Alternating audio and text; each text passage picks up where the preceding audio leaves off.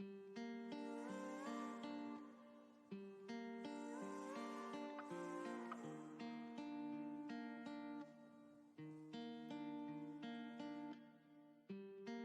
me see, I'm blinded by your love. You follow me, but I don't know where to go.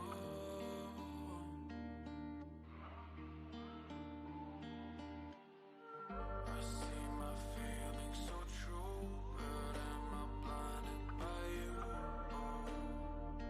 By you. Made it all the way through, but am I blinded by you? By you.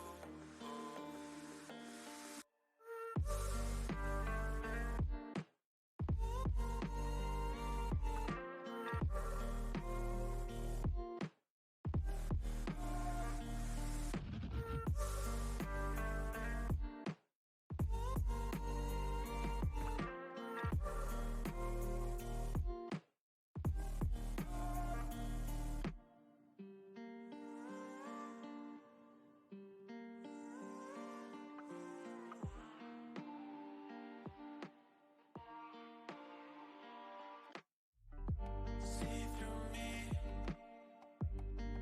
I don't mind it at all.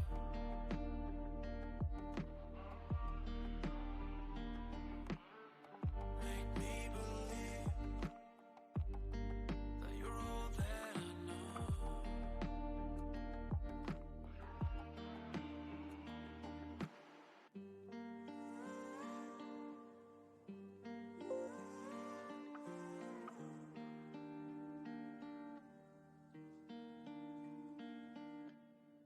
I see my feelings so true, but am I blinded by you? By you. Made it all the way through, but am I blinded by you? By you.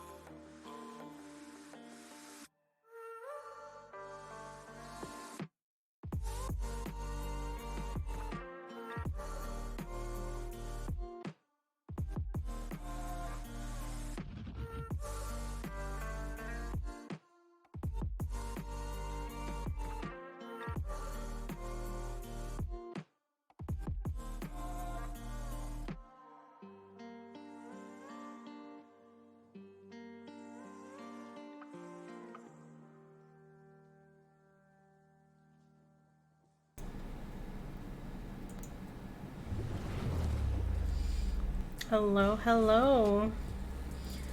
Good afternoon, good morning, whatever it is for you. Hi. It has been so long, my guys. What do you want to say hi?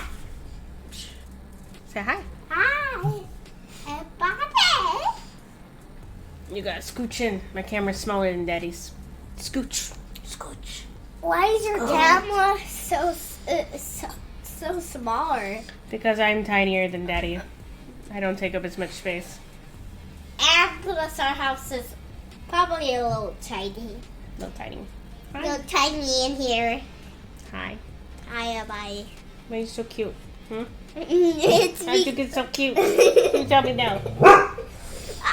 it's because my body makes me cute. Your body. My body. My body. Alright. I like it. I'm gonna talk for a bit and then we'll play together. I'm thirsty. Little testing. I have a water right here. Can I leave that water to my room and keep it? Yes. Okay, thank you. Keep it away from your electronics though. Alright. Hi guys. Welcome, welcome. So it's Wednesday, I think. Yeah, Wednesday.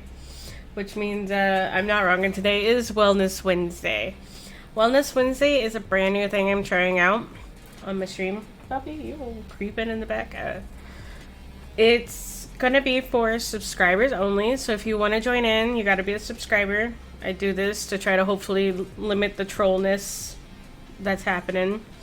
Um, Wellness Wednesday was an idea that I started because I know a lot of streamers thanks to Riot, because he streamed for 2 years or something like now.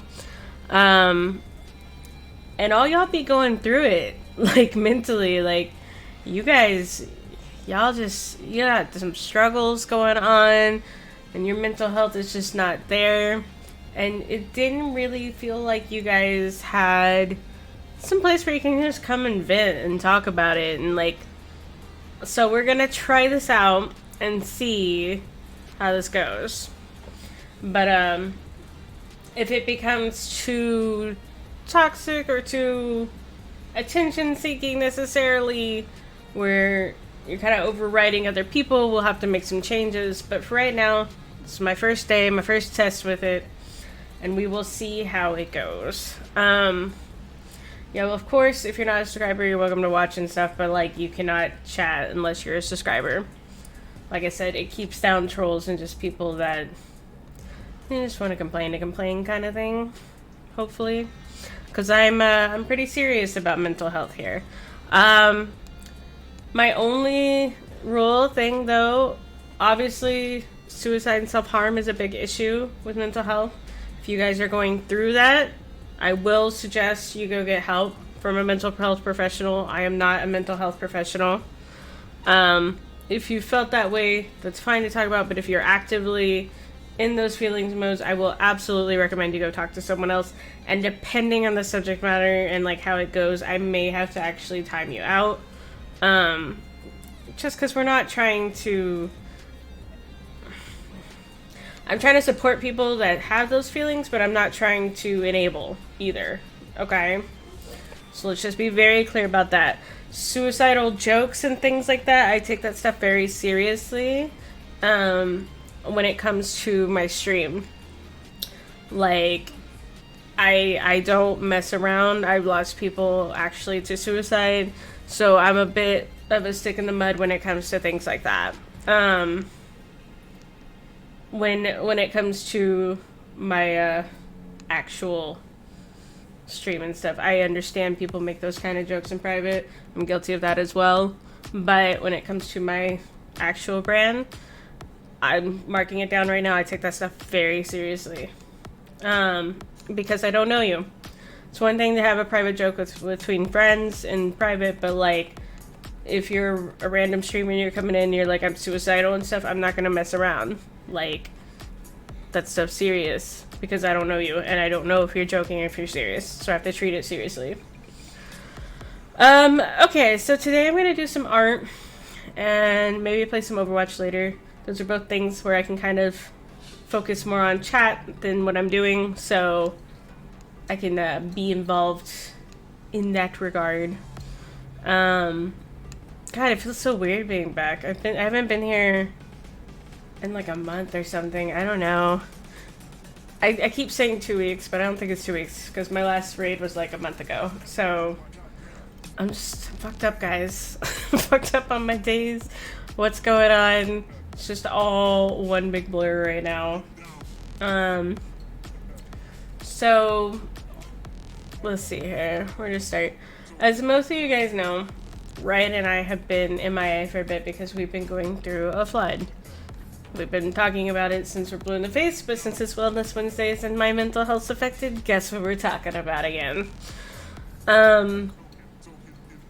So back in like October 14th, well, 13th into 14th, my husband was working, right? Monkey was in bed. I was doing some schoolwork. I was getting his like class stuff prepared for the next day or whatever. And it was raining cats and dogs, which, it's normal, whatever. And about, I want to say, like, I heard this raining sound, and it sounded really loud, and I was like, wow, it's really coming down out there, but I didn't really think about it. And then I noticed, like, I was really delayed, like, probably 15, 20 minutes in. I was like, that sound is so loud. Like, it sounds like it's in the house. And I was right. It was in the house. So what happened was I got up and I went around the hall, and Monkey's toilet is just waterfall of water coming out of his toilet. I wish I got a video of it, but I was so surprised. I was like, what? Like, Monkey used the bathroom like an hour ago. What the fuck? And so I run in there and I try to turn the knob like on the back of the toilet and it won't turn. I'm like, fuck. So I'm gonna turn this audio down just a hair. So I'm trying to turn this knob and I am not super strong, guys. Like, I don't have a lot of physical strength anymore, right? So I'm like, I can't turn it. So I call Riot at work and I'm like, hey, we have an emergency. Our like toilet's overflowing. And he's like, what? And I'm like, and I can't turn the knob to turn it off. He's like, and I'm like, call emergency maintenance. He was like, okay. So I hang out and I'm like, I know, I'll go get my neighbor and have my neighbor help me turn this knob. Like, so I go upstairs to our wonderfully sweet neighbor. Thank you, Isaac. You're amazing. So he comes down and he's trying to turn it. He's like, I think you have it. Like, I can't turn it anymore either. And I was like, fuck. Great. So, so he left and like I get out, like the water is flowing. Like it's probably like an inch deep in the bathroom and it's going to the other rooms. And it goes to my son's room. And because it was my son's bathroom and they're connected. So I have to go in there and like my son is scared of floods. He had this fear as a kid of just the toilet overflowing and like filling up the room and we all like drown. Like that was like his fear and it took us forever to convince him that that could not happen. So now I'm running in there and I'm like, Monkey, wake up, wake up. Flood. Emergency, wake up. He's dead. He is not waking up. He is completely out. So I have to lift him. Again, not physically strong, but I gotta lift this dead weight 6-year-old who probably weighs like 60 pounds and like drag him to the living room, right? Where I put him on the couch and he conveniently wakes up on the couch. And I'm telling him, I'm like, the toilet, don't freak out, but the toilet is flooding. I'll be right back. Stay here. And he's like, what? So I run through all the rooms and I'm just going like plug to plug, unplugging everything, trying to put it up high on like beds and tables and counters and whatever I can find. And I'm like, okay, so electronics, so we're talking like consoles and phone chargers. Oh, what? My lollipop, do you think it looks like a planet? Kinda. Yeah, it's kind of like a planet. Yeah, that's kinda. Here you go. Alright, go play. So I'm just like going around doing the electronics first, and then I'm like, okay, what next? And like the water is coming so fast, guys. Like I don't even know how to describe how quickly this filled up in our house, but within like 30 minutes, it like the rooms were pretty much saturated. Like it was so fast. And Riot calls me, he says emergency maintenance is on the way, but they say they're like 30 minutes away. And I'm like, so I just let this water run for 30 minutes? Great. So he's like, I'll call the fire department, see if they can do anything. So fire department shows up and they're like, they walk in and they look at it and they're like, that's not us. Sorry guys, bye. So they dipped. And I call my mom because I'm worried about Hex because he's really scared now because his water's not stopping and no one can come and stop it. Fire departments have shown up, you know, whatever. So I call my mom and I'm like, hey, can you come over and get Hex and maybe Logan and just take them to your house for the night because we got an issue. So she comes over. She can't take Logan because they have a cat and my dog doesn't like cats. So I was like, that's fine. He'll be okay. I really just want Hex out of here. So we packed. I had taken a suitcase and I went and grabbed all Hex's clothes, which is like 3 drawers, and just dumped it into the suitcase and threw his consoles in there. Like, it's whatever I could think of. And I was like, here, take this and go over to Granny's. Hello, hello, Digital. Thank you for the sub. For those that are just checking in, today's Wellness Wednesday. Only subscribers can talk in my chat today. to hopefully keep down some trolls. So that's why we're doing it. But you're welcome to hang out and listen. Digital, I'm running through the flood real quick. I say real quick, it's not quick. It's never a quick story. But, so I throw all this stuff into a suitcase and I call my mom and she comes and she gets texts and she takes him over to her house where, her boyfriend watches him while she comes back and tries to help us. And, like, who showed up next? I don't know. Someone showed up. I don't remember. Riot shows up eventually.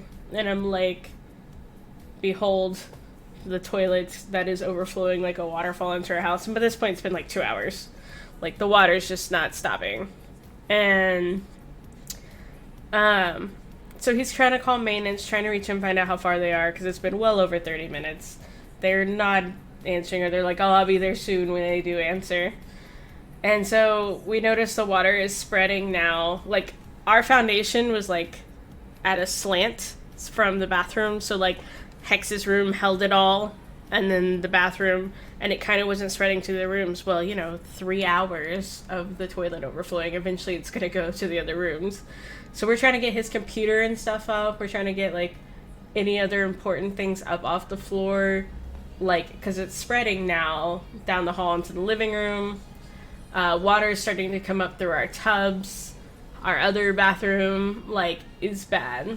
And I'm just looking at him, I'm like, what the fuck do we do? Like, we can't stop the water, so, like, what do we do? Just start loading stuff in the car? Like, what?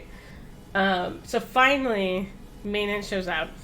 And he literally, like, walks in, goes to the bathroom, looks at it, and, like, shakes his head, and then turns around and walks out. And we're like,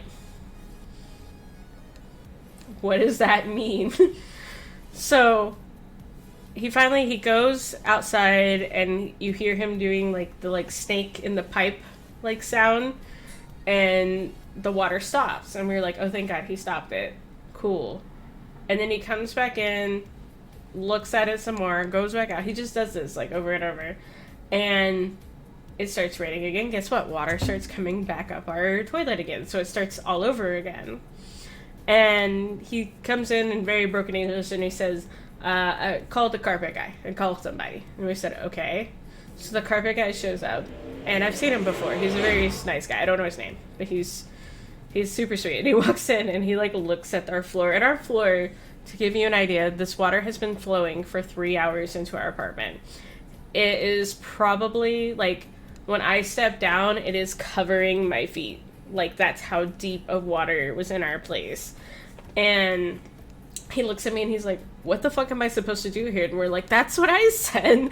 What are you supposed to do? He's like, I can't do this. He's like, I'm like a carpet cleaner. I don't drain apartments. And we're like, I know. And he goes, I'm sorry. Like, I feel terrible, but I can't help you or do anything. And I said, that's fine. I don't know why they called you or whatever. So we talked to the maintenance guy when he comes in, and we're like, so what do we do? Because it's now, like, we filed this claim for insurance at, like, midnight, and it's like, yeah, I think it was, like, midnight at this point. So we're like, what do we do? And he's like, I can't reach anyone at the office, so, and we're like, do you have a manager number? Like, an apartment manager we can call? Somebody? He's like, I can't reach anybody. And we're like, okay, so we've had water for 3 hours flooding back into our apartment. That's probably sewage, because it's definitely brown and not pretty, and it smells horrible. What are we supposed to do overnight? And he's just like, deuces. And so we call our insurance, and they're like, emergency services will call you in an hour, okay? And we were like, okay.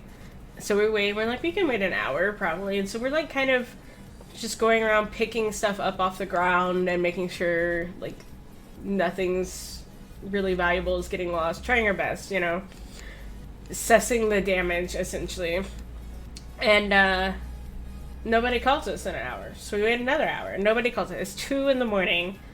And so we call the insurance. They're like, yeah, no one's going to call you till about 9 a.m. And we're like, why? And they're like, because that's what we do. We don't deal with overnight stuff. Like, you call at 9 a.m. And we were like, So are we supposed to just hang out in like a sewage filled apartment till 9 in the morning at this point? Like we can't get a hotel or something? Like, what the fuck? And they were like, no, like you chill. And we were like, motherfuck. So I told, and Riot, and I was like, hey, I don't want to go pay for a hotel if this is going to be fixed by tomorrow. Hex is with Grammy, like, I can't sleep. I'm so upset and just, like, stressed.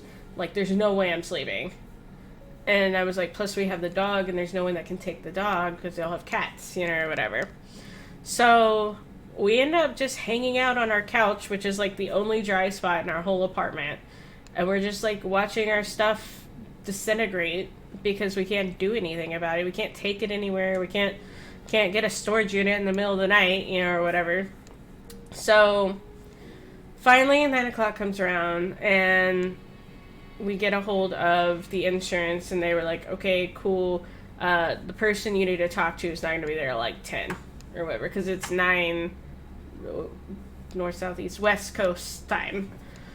So we were like, okay, well, we're going to go talk to the apartment. So we go and talk to the apartment. The apartment's like, yeah, we don't do hotels and things like that. That's your insurance. And when they're like, so you got to talk to them first. So we're stuck waiting. And then finally, insurance calls us and we tell them the situation. And they say, okay. And so they go and look through our policy. And apparently we're not covered in any aspect in that. And we're like, what the fuck does that mean? What do we pay you for? And they were like, well, you see, they had a plumber, the apartment had a plumber come out in the morning and assess what had happened, right?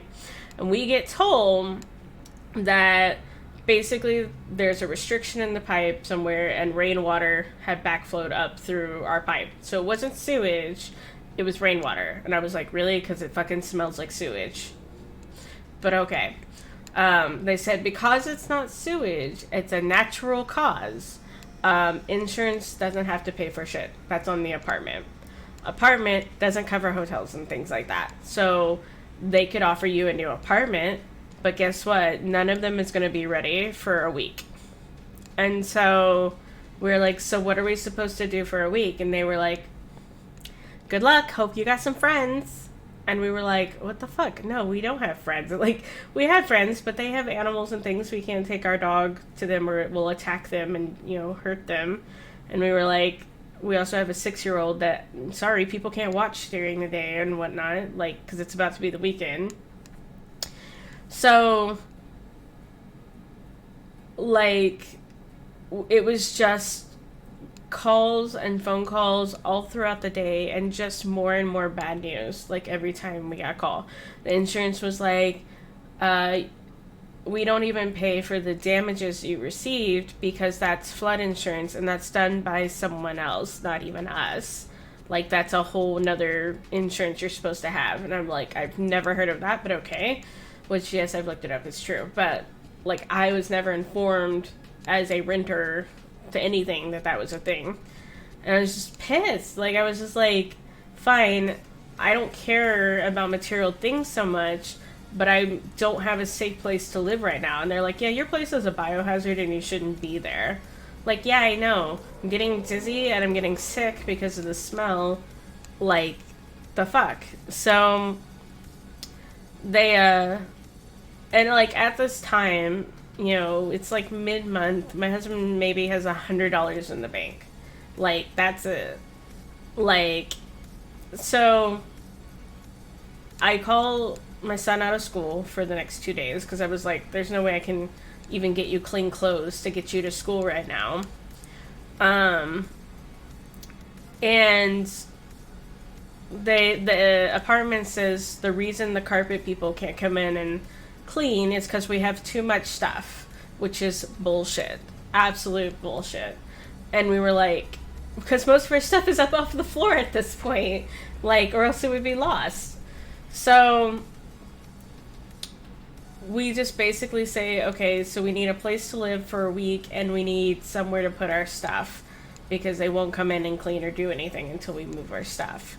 So we called on the community, we called our family, and we said, look, this is where we're at, and it sucks, but we need help. And luckily everybody did come through. You guys were amazing. And So we go when we get this like extended stay hotel, which is literally 5 minutes from our apartment, and the storage is literally next to it. So they're like, we're super close to our apartment, which we wanted. And I was like, I'm really worried about leaving our stuff here because maintenance has come in and seen our things, know that it's destroyed, know we won't be staying here, has access to our apartment because they have keys and stuff. And I'm like, I'm really uncomfortable with leaving at least our electronics and stuff here, right? So I was like, I really have to do this push to move everything to storage in like a day as much as we can.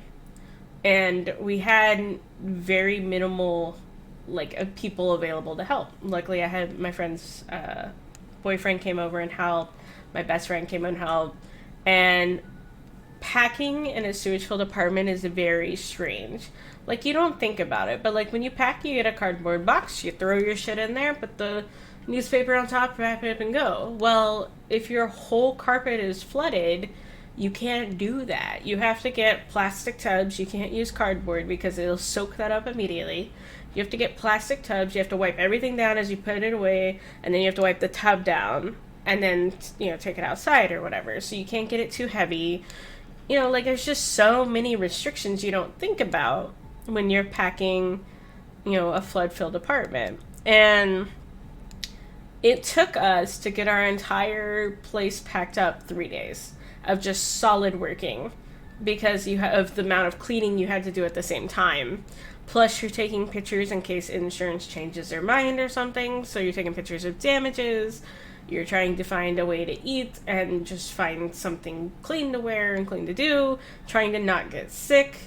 I think, Ray had cut his toe and stuff. So we're extra wrapping and bandaging and stuff so he doesn't get sick. Digital, the reason you have to confirm your account was because I was getting spammed with those fake bot accounts. And so I had to set it to verify emails. And you're totally fine, Digital. I'm just ranting. So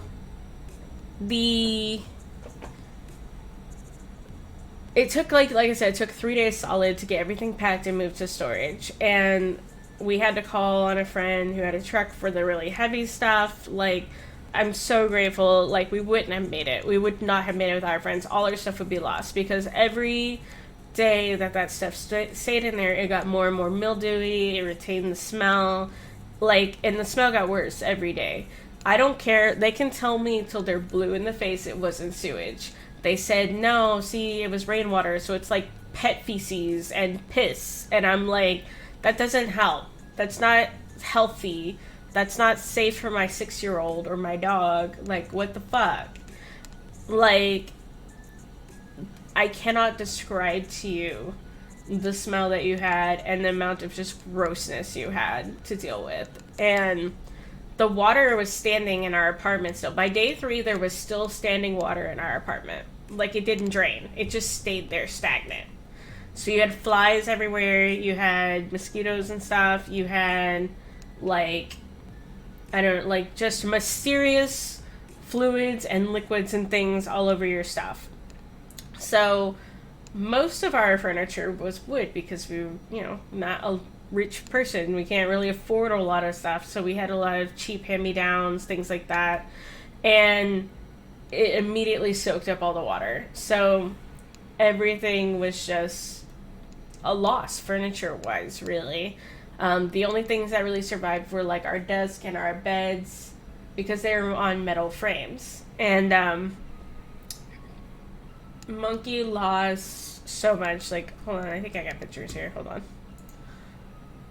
Yeah, it's not the best pictures, but they're the ones I used. Bing. Yeah, so this is my son's room, and this was after the water had stopped and was going down. So this was much higher. This was probably I don't know, it got way higher in his closet for sure. It was a foot in his closet. The carpet in his room was literally floating. That's how much water there was in his room.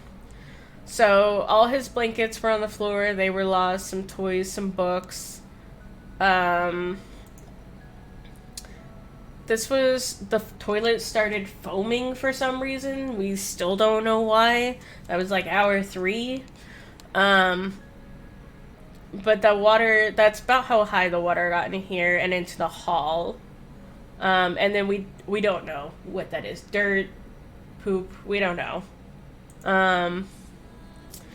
We had blankets and stuff in storage in his closet, which took one of the most damage, so we literally lost, like, all our blankets. Luckily, I kept a lot of keepsake stuff in plastic tubs, just because it was easier to handle. And I'm so grateful I did, because that's what saved a lot of our things. Our kitchen, this is how much water ended up in our kitchen. It, like, got as high as this dog, like, bowl here. But we lost toys, sand stuff, you know, whatever. In the living room, we have, like, a hill in our living room, so it kind of helped. But, like, I had to pull up all these plugs and computer stuff and pull them higher. And the water did go all the way back and start getting high kind of back here. These are all wires and console stuff that's in this box. Luckily, again, it was in plastic. Monkey's room, the water going underneath this door. So this whole chair was thrown out. This actually survived. Thank you, Tweak. Like, the water just kind of poured straight through here and soaked up in here. Our lamp was soaked up, like all that stuff, because the lamp had a cloth bottom, like underneath. Yeah, his blankets, his drawers, you know, all that's where his clothes were. It's just bad, like... Did you talk about our house getting flooded? Yeah, we're talking about the flood and then what it did to your room. Oh my god, my floor. What happened? It's such I a know. disaster. It is a disaster. Look at all this water right here. Oh In the kitchen. My goodness. Yeah, and the water that got on the blankets and stuff. This was a total disaster. Disaster, yes. It was. Well, I didn't even get to see it because I wouldn't go in the flooding because I would get sick. Yeah, we wouldn't let you go by, but that's what it looked like. Yeah, you were over at Grammy's most of the time anyways. And Ricky's. Alright, go play. I'm still talking. Thank you, Tweak, for the host. Still talking about the flood, though? Yes, we are. So the hotel that we stayed at, it's one I've stayed at before. I'm not a fan of it, but it works in a pinch because it's really cheap. Let me flip off this bright light. Thanks. So a long time ago, I ran away from home and I stayed in this hotel. And it's literally a hotel where you keep your head down and you don't say or do anything. But it's super cheap and they took dogs. So we were super excited about that. It was 5 minutes from our apartment. But stupid sub, yeah. Yeah, the today is subscriber only because we're talking about mental health. And I was trying to limit trolls and stuff. So it's sub only today. And you may have to confirm your account because it was to block spamming bots. So the hotel, to give you an idea, it's two beds in a room with a small kitchen thing. It was not clean at all. The floor literally turned your feet black. Like, there was roaches. Like, it's not a good place, but it works when you have no money, right? And we were trying to budget what money we had gotten through donations to cover hotel and food because it's not like we could cook either, right? Their kitchen, like, I'm pretty sure would go and, like, set on fire if you turned it on at all. So we're trying to figure out, the flood happened Wednesday night into Thursday morning. Thursday, Hexmas school. Friday, Hexmas school, while we're trying to pack everything and just get stuff together. So I call his best friend. I'm like, can you please watch our kid for a night while we're packing? Because I don't even know. And she was like, of course. So he went.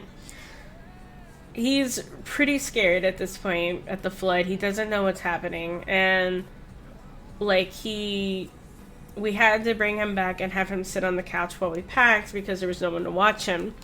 And like he's just being 6, you know, like he doesn't want to be there. There's nothing for him to do. Like my dog is tied up this whole time because I can't have him running through this stuff, and he's just like, I'm not having fun. And I'm like, I know. He's just seeing all his favorite things getting thrown out. Like there's no good way to try to protect your kid from this, you know. Thank you, Jingle, for the host. So like we have to pull stuff out and lay it out to take a picture for the damages, right? So he's seeing like his blankets and his books and his stuffed animals, and they're all getting thrown away and like gross. Like he knows why they're getting thrown away, but he's upset, you know? And like it's really hard to maintain patience after like 3 days of that. Like where you're just like, this isn't fun for us either, you know? And so he goes to go spend the night at a friend's house because we thought that would help. He gets over to his friend's house and he steps like through the threshold and he trips because he's clumsy. And when he trips, he grabs the door frame like this to catch himself, and he gets a giant splinter in his hand. And I felt so bad for him because that thing was like a toothpick in your hand, and it's so bad. I'm gonna see if I can find a picture. Hold on. Where is it? I think I put it on Discord. I felt so bad. He's never had a huge injury like that either. So, by huge, I mean this thing was terrible and it hurt like a bitch. I could tell. So, I go out to Riot in the car and I'm like, you have to come in. Hex has gotten hurt. We just got here, but I need your help. So he comes in, and I literally have to hold Hex, like, hold him down to try to keep him still enough so that Riot can get this toothpick of doom out. We call it a spike. We told him he was impaled because we were like, this is just too ridiculously big. Where did I put it?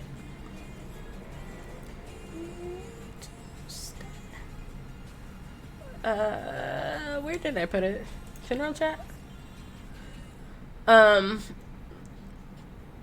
It took about 30 minutes for us to get this full thing out. Like, it was so bad.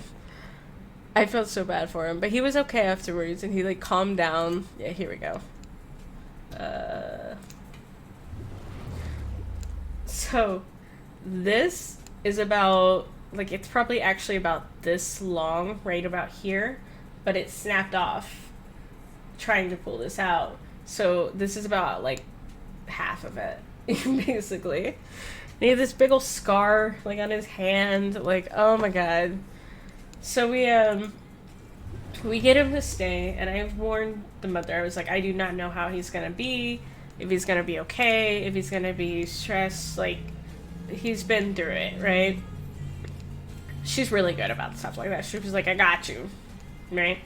So we come home, we eat, we sleep, like, we're crashing every night now. We're so exhausted.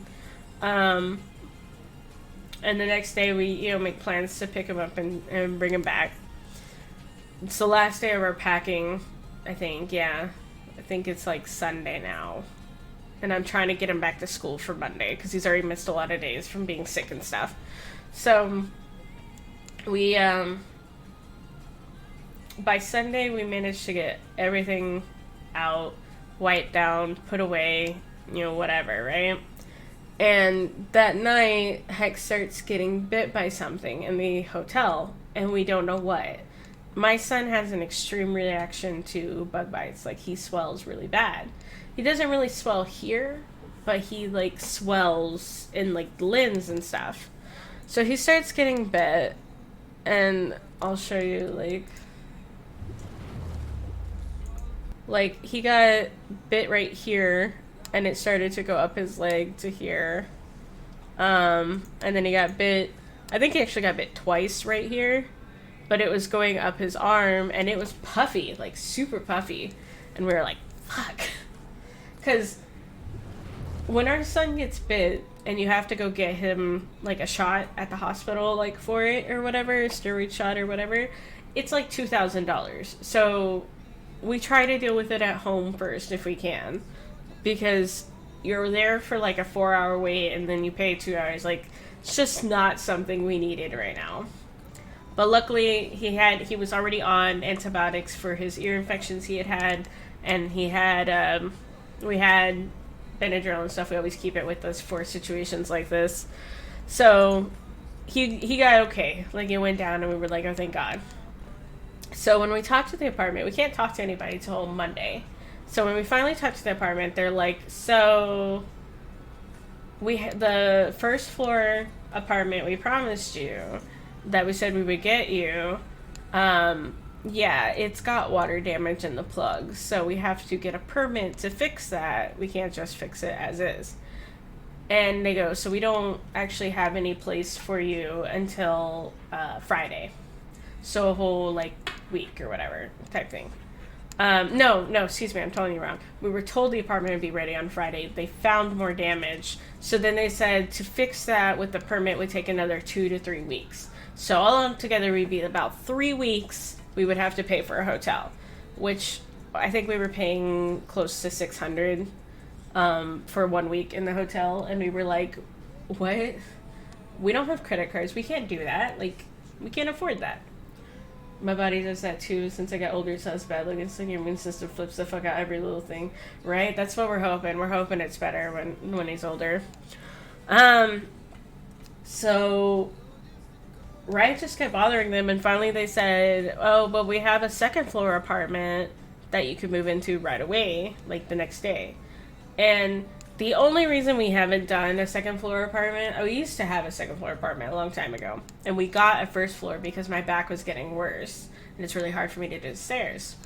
So we got the second floor apartment that you can move into right away, and I was like, well, what are other options? It was either wait 2 or 3 weeks in a hotel, take the second floor apartment and just deal, or they would let us out of our lease, but we had no money to put on a down payment or deposits in a new place. So what the fuck, you know? Like, we didn't have any options. So we took the second floor apartment, because I was like, we gotta get Hex out of this hotel. Like, he's getting bit by something we can't find. Like, we're cleaning the hotel ourselves to try to find out what was biting him. Can't find anything. Could have been bit at the house from all the mosquitoes and flies and shit that were there. Who knows? So we took the second floor apartment and we were like, okay, so now we have to move, like, tomorrow again. Like, pull all our stuff out of storage and go straight to that. Well, a lot of our items are heavy and they have to come upstairs, and I can't help lift anything. I can't help Riot lift a bed up the stairs. Like, not at all. So we had the money saved from not staying in the hotel. We used that to get movers and move the stuff from storage to here. Which, by the way, movers are fucking expensive for no reason. They have, like, minimums. Like, you have a 3-hour minimum. You have this deposit you pay. I think we paid $500 to get movers to take our shit for us up the stairs. So we just dump everything in our apartment, and we're talking to the office. The first day we're here, we set up the washer and dryer, and our washer and dryer leaks into our neighbors downstairs and floods them. So, which is a pipe issue with the apartment. It wasn't ours set up. So for the next, 3 days, maintenance is coming in and out. Okay, leave it there. Anyways, is it fine if I have a little of my candy? No, you just had some. You're fine. I'll make dinner in a bit. So for the next 3 days, maintenance is coming in and out of our place, trying to figure out why it's flooding into the people below us. And, meanwhile, while this is going on, we overhear manager talking to someone else. Turns out maintenance has stolen one of the office people's wallets and got fired for it. And I was like, this is why I needed my shit in storage, because I didn't trust maintenance, after all that. Like, it's just been like one thing after another, and it was every day, like multiple times a day. It wasn't any downtime in between.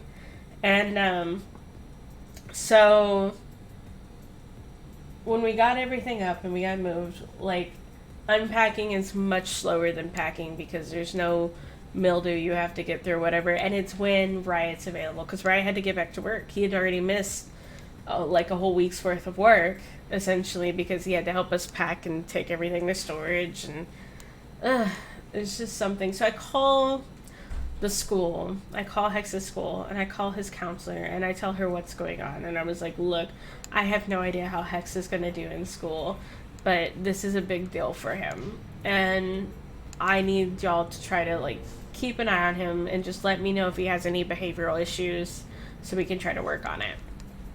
So the school was really good about just checking on him and making sure he was all right. Apparently they had some conversation, with him about the floods and stuff.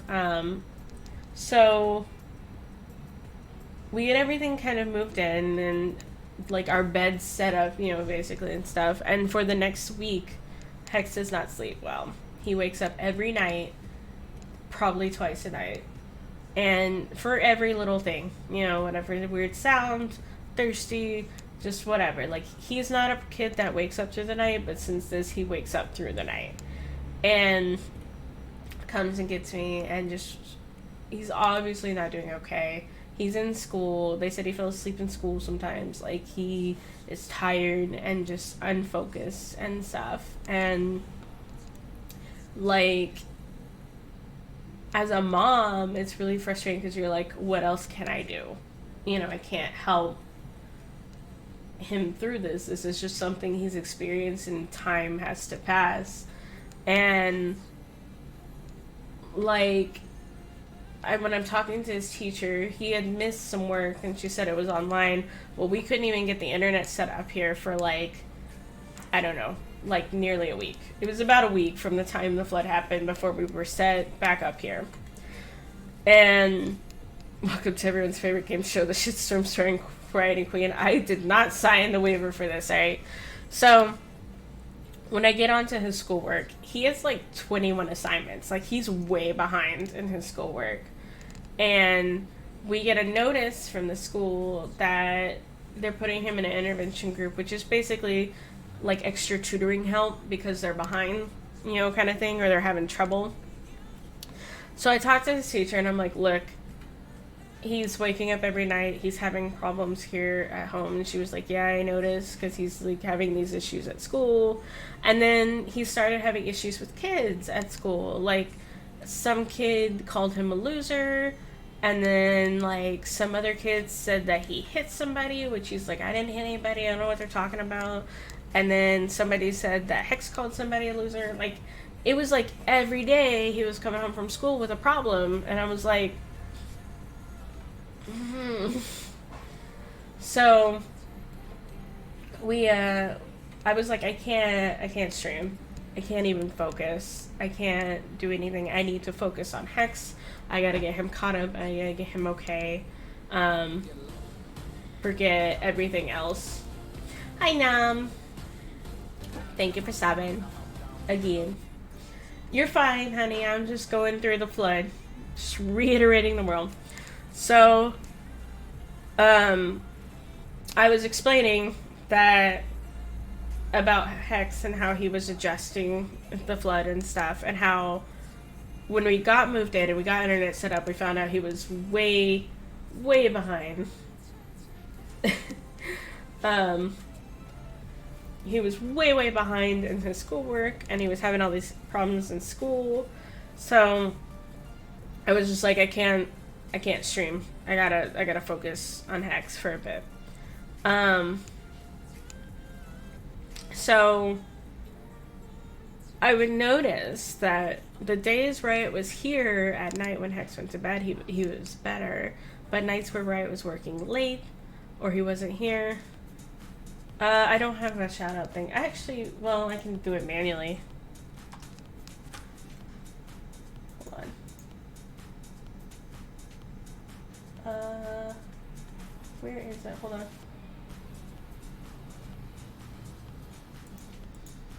Ah! That's not what I meant to do at all. Stop, please. No, stop. Why can I not do the thing? Twiggy, I can't do the thing. Hold on. I don't... Well, first of all, it says you're not my friend, Twiggy, so what the fuck? Can I not...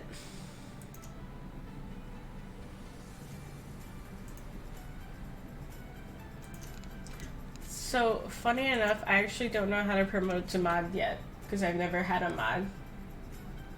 So I'll do it like this.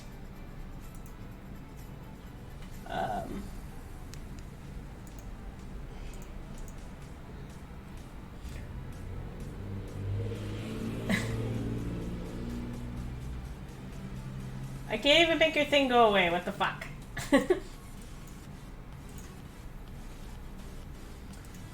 Slash mod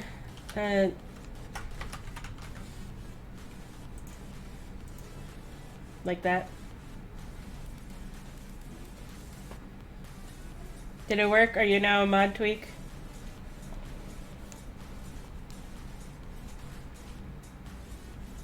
Yeah, my first mod. Enjoy. If you want to shout out, it's exclamation SO and then like num, right? There we go. Yeah, there we go, we got it. Anyways, so when Riot would go to work, or when Riot was here from work, Hex did a lot better, but when he would go to work and it was just me and him, like it was the night of the flood, Hex had problems. He did. Like, he was like, he would like, we'd do the bedtime routine, we'd do our story, and we'd settle down, and he would just start crying. And he would be like, I miss my old place, I miss my old room, I want to go back. And I was like, but your old place is flooded. And he was like, I don't care. Like, I want to go back. The flood isn't that scary anymore. Like, and he would just, he said he like missed his stuff. And he was like, this new place was scary. It was cold. It wasn't warm and welcoming and soft. And like, he didn't like being up on the second floor, you know, like, there was just, everything was wrong with it. And he would tell me all this, and then he wouldn't say anything to Dad, or he wouldn't say anything in front of other people. He would just tell me at night when he's going to bed. It was like during the day he was distracted enough, and then at night he would tell me this. And like, I got it, like, I understand, but there's nothing I can do about it, you know? Like, I can't just magically make everything better, you know? And he would talk about, like, he would use a lot of keywords, like, soft and warm and home. He had lots of fun there. He doesn't have as much fun here. Like, he can't run around and jump because we're on a second floor, where before he could. He can't, like, I don't know, like, it's just, he lost all his bedding, so, like, we had to order, like, a blanket for him just to have a blanket, and he was just like, it's not my bed. It's not my stuff, you know? And you could tell he had been talking to the counselor, because he was trying so hard to, like, be cool and brave about it. He was just like, he's like, I know home is more than your stuff, and it's your family, and things, and, like, he was trying so hard. He's like, but I just miss, like, my stuff, you know? And I was like, I know, baby. And, like, he was like, it was like every night he was saying something along those lines, and it was keeping him from being able to sleep. Like, everything was scary, like, sound wise. Like, he lost his lamp, so it's, like, darker in his room. Like,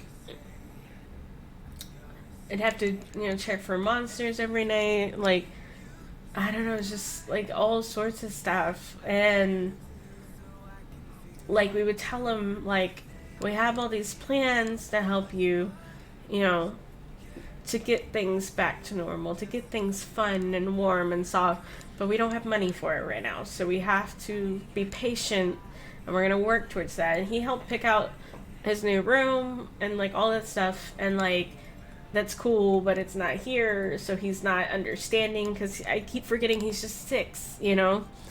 And, like, no matter what we did to try to make it fun, it just was too different. And, like,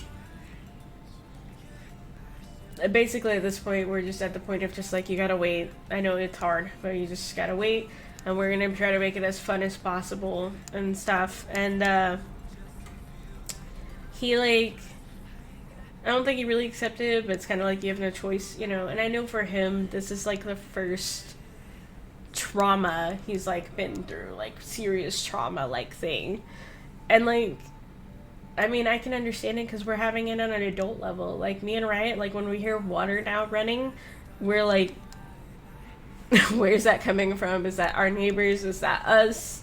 You know, when our washer is leaking below, like, is there, like, any sound of water, we're, like, jumping up and, like, looking. We're planning things in the future, like, dressers and bookshelves and things are no longer wood, they're all metal, like, shit like that. Like, it's changed us, like, even though it's not, and this is, like, in comparison to everything, this is a minor flood. Like, this is a flood where we lost a bunch of stuff, but it's not so bad. It's not like a hurricane flood. It's not like a tsunami level of flood. And I just don't know how you come back from that. Like, looking at this, I'm just like, this was bad enough. Like, I don't know how you guys do this and go live over and over again in a hurricane zone and stuff, you know, like that. And, like, we've just really been trying to keep Hex distracted, focus him on schoolwork, and catch him back up.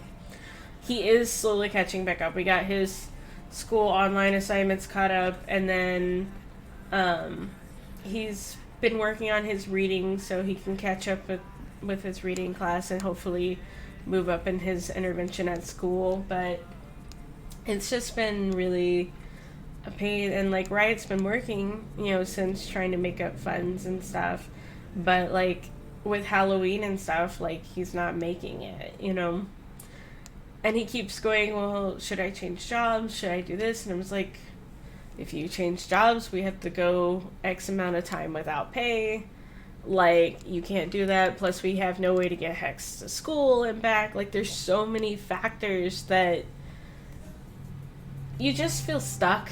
You know, you just feel trapped in the same thing, you know, same routine a lot of the time, because there's disadvantages either way you turn. And I do understand now how, I mean, I understood before, but it's just reminded how, like, when you're poor, like, how you stay poor, you know, how you get stuck in that. And, like, on the bright side, on being the second floor, we don't deal with flooding like we did, which is good because I haven't been able to afford flood insurance yet. Logan's doing a lot better on the second floor. The stairs are a little, you know, tiring for him, but he doesn't bark nearly as much. He's not nearly stressed out as much. He's actually laying behind me. I don't know. It might be too dark, but nope, wrong camera. Can I angle it? It's so dark. Let me try this. Hold on. That white spot, that's Logan right there. Me. Alright, whatever. So, I was talking with Riot about it, and I was like, it took us 2 weeks before we could even kind of talk about how we were doing mentally and emotionally and stuff, because we were just trying to get so much shit done in such a short amount of time. And Riot says that he feels like he's failing his family a lot. Which he's not by any means, but that's what he feels like. And poor guy, so he was the main guy moving all our shit, right? So lifting stuff by himself. I don't know how he didn't hurt his back. But his, like, muscles right here on both sides were, like, they had giant purple bruises from lifting stuff. And, like, I was like, it looks like somebody literally came up and just took a bite, like, out of your bicep. But he's ripped now. He's got the guns. But bless his heart, like, he was trying just so much, and he's just trying to keep his head, like, above water. For Monkey, he's adjusting. We had Grandma come and visit us. She was supposed to have come visit us before the flood. She was going to be coming down for Halloween anyways, so she came on down, and she spent the weekend with Hex, and they had a really good time. They just, didn't worry about homework, didn't worry about school, didn't worry about anything else. They just dressed up and ate candy and watched movies and stuff. Like, I think that definitely helped. And his little friend, has come over last Friday, and he's coming over this Friday again. So seeing and getting to play with kids and kind of things in his apartment seems to be helping a little bit, like, just letting him know he can still be a kid and he can still have fun and stuff. And, like, I know he'll be better once we get his room and his bathroom set up, he'll be okay. Because things will be less scary seeming to him. Which he's decided he wants a gamer room. Well, we call it gamer space room and a Pokemon bathroom. So I've got all the stuff picked out. I just gotta buy it, like, in pieces and basically get them set up. But I don't know when I'm gonna be able to do that because we had to push so many bills to try to survive. So it's probably gonna be like his Christmas, or something before we catch up with it. For me, like, I've been having a really hard time with mentally, like, with it. Physically, I've been doing okay, surprisingly, from all the moving, but mentally, I'm having a really hard time because this isn't home, like, I don't like being forced to do anything, and I don't like change, and that's exactly what all of this did. So, like, for me, I was really depressed, like, the first week moving in. I'm a little better now, but, I was telling Riot, I was like, you have to understand, like, a lot of this felt like my childhood where I had to leave home very suddenly, and I had to pack up all my shit and throw it in storage and live in a hotel. Like, I was doing all that again, so I went immediately back into survival mode of that, and then to move to a place that I didn't pick out, that I was just told I have to be here, and not be able to make it feel homey because we lost a lot of our stuff. Like, this is the kind of struggles, right? Okay, so we didn't have a single knife in our house for, like, a week. So trying to cook, I didn't have skillet. I didn't have, like, anything like that. So trying to just do basic grocery shit. Like, things like, I didn't do my makeup because all my shit was a mess and, like, packed up, which is not really a big deal, but it's little things like that keep it from feeling like home. Like Logan couldn't lay down anywhere because the floor is very hard and cold, so I had to, like, get a blanket, one of our blankets that we ordered, and, like, put it down so he could, like, lay down and just chill. Like, everyone feels discombobulated and, like, not comfortable here, and I know a lot of that we will feel comfortable eventually, but it's gonna take time and making stuff around. I had spent years before this perfecting our bedroom and things, and, like, now I gotta start over, like, because, like, we lost our big screen TV got broken in the move, which Riot will never forgive himself for. Our photos and things we had in the bathroom got messed up. We lost everything in our 2 bathrooms, so, like, we don't have a shower curtain and stuff. We had to get, like, a liner and just hold through with that. We haven't been able to get, like, just little things like conditioner for hair we ran out of, and I haven't been able to afford to buy any because we've been trying to get rent money. Like, just little shit like that adds up over time. It keeps you from feeling comfortable and like we're gonna be okay like through this. And then you're supposed to, you know, look at your child and be like, no, it's totally fine, we're gonna be fine.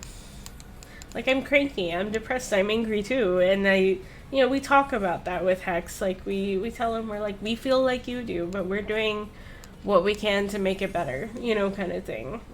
And the apartment we have is not bad. Like, it's a very nice looking apartment. Definitely different. Like, we had carpet in our old place. This is hardwood floors, different colors, different. We have a fireplace now, where before we had a TV nook. Like, I don't know, it's just different.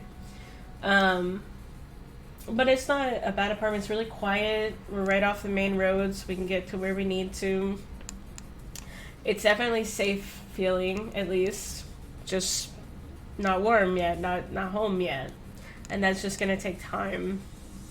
So, thinking of coming back to stream and, like, being back to stream, I was told, right, I was like, I can't right now. I'm not in a place where I can. I can't focus on games. I haven't been able to anything creative. Like, I just sleep or unpack or do school stuff. And now I think this is actually the first week. So this has been nearly, it'll be a month next week. Yeah, it'll be like a month and like a week. Where I finally feel like I can do something else. And hi Oli. So yeah, so I thought what better way to come back to stream than start with a Wellness Wednesday stream. And Wellness Wednesday, me and Num had actually talked about it before. We had talked about it before the floods and stuff happened. It was something I was going to implement and then never got around to till the flood happened.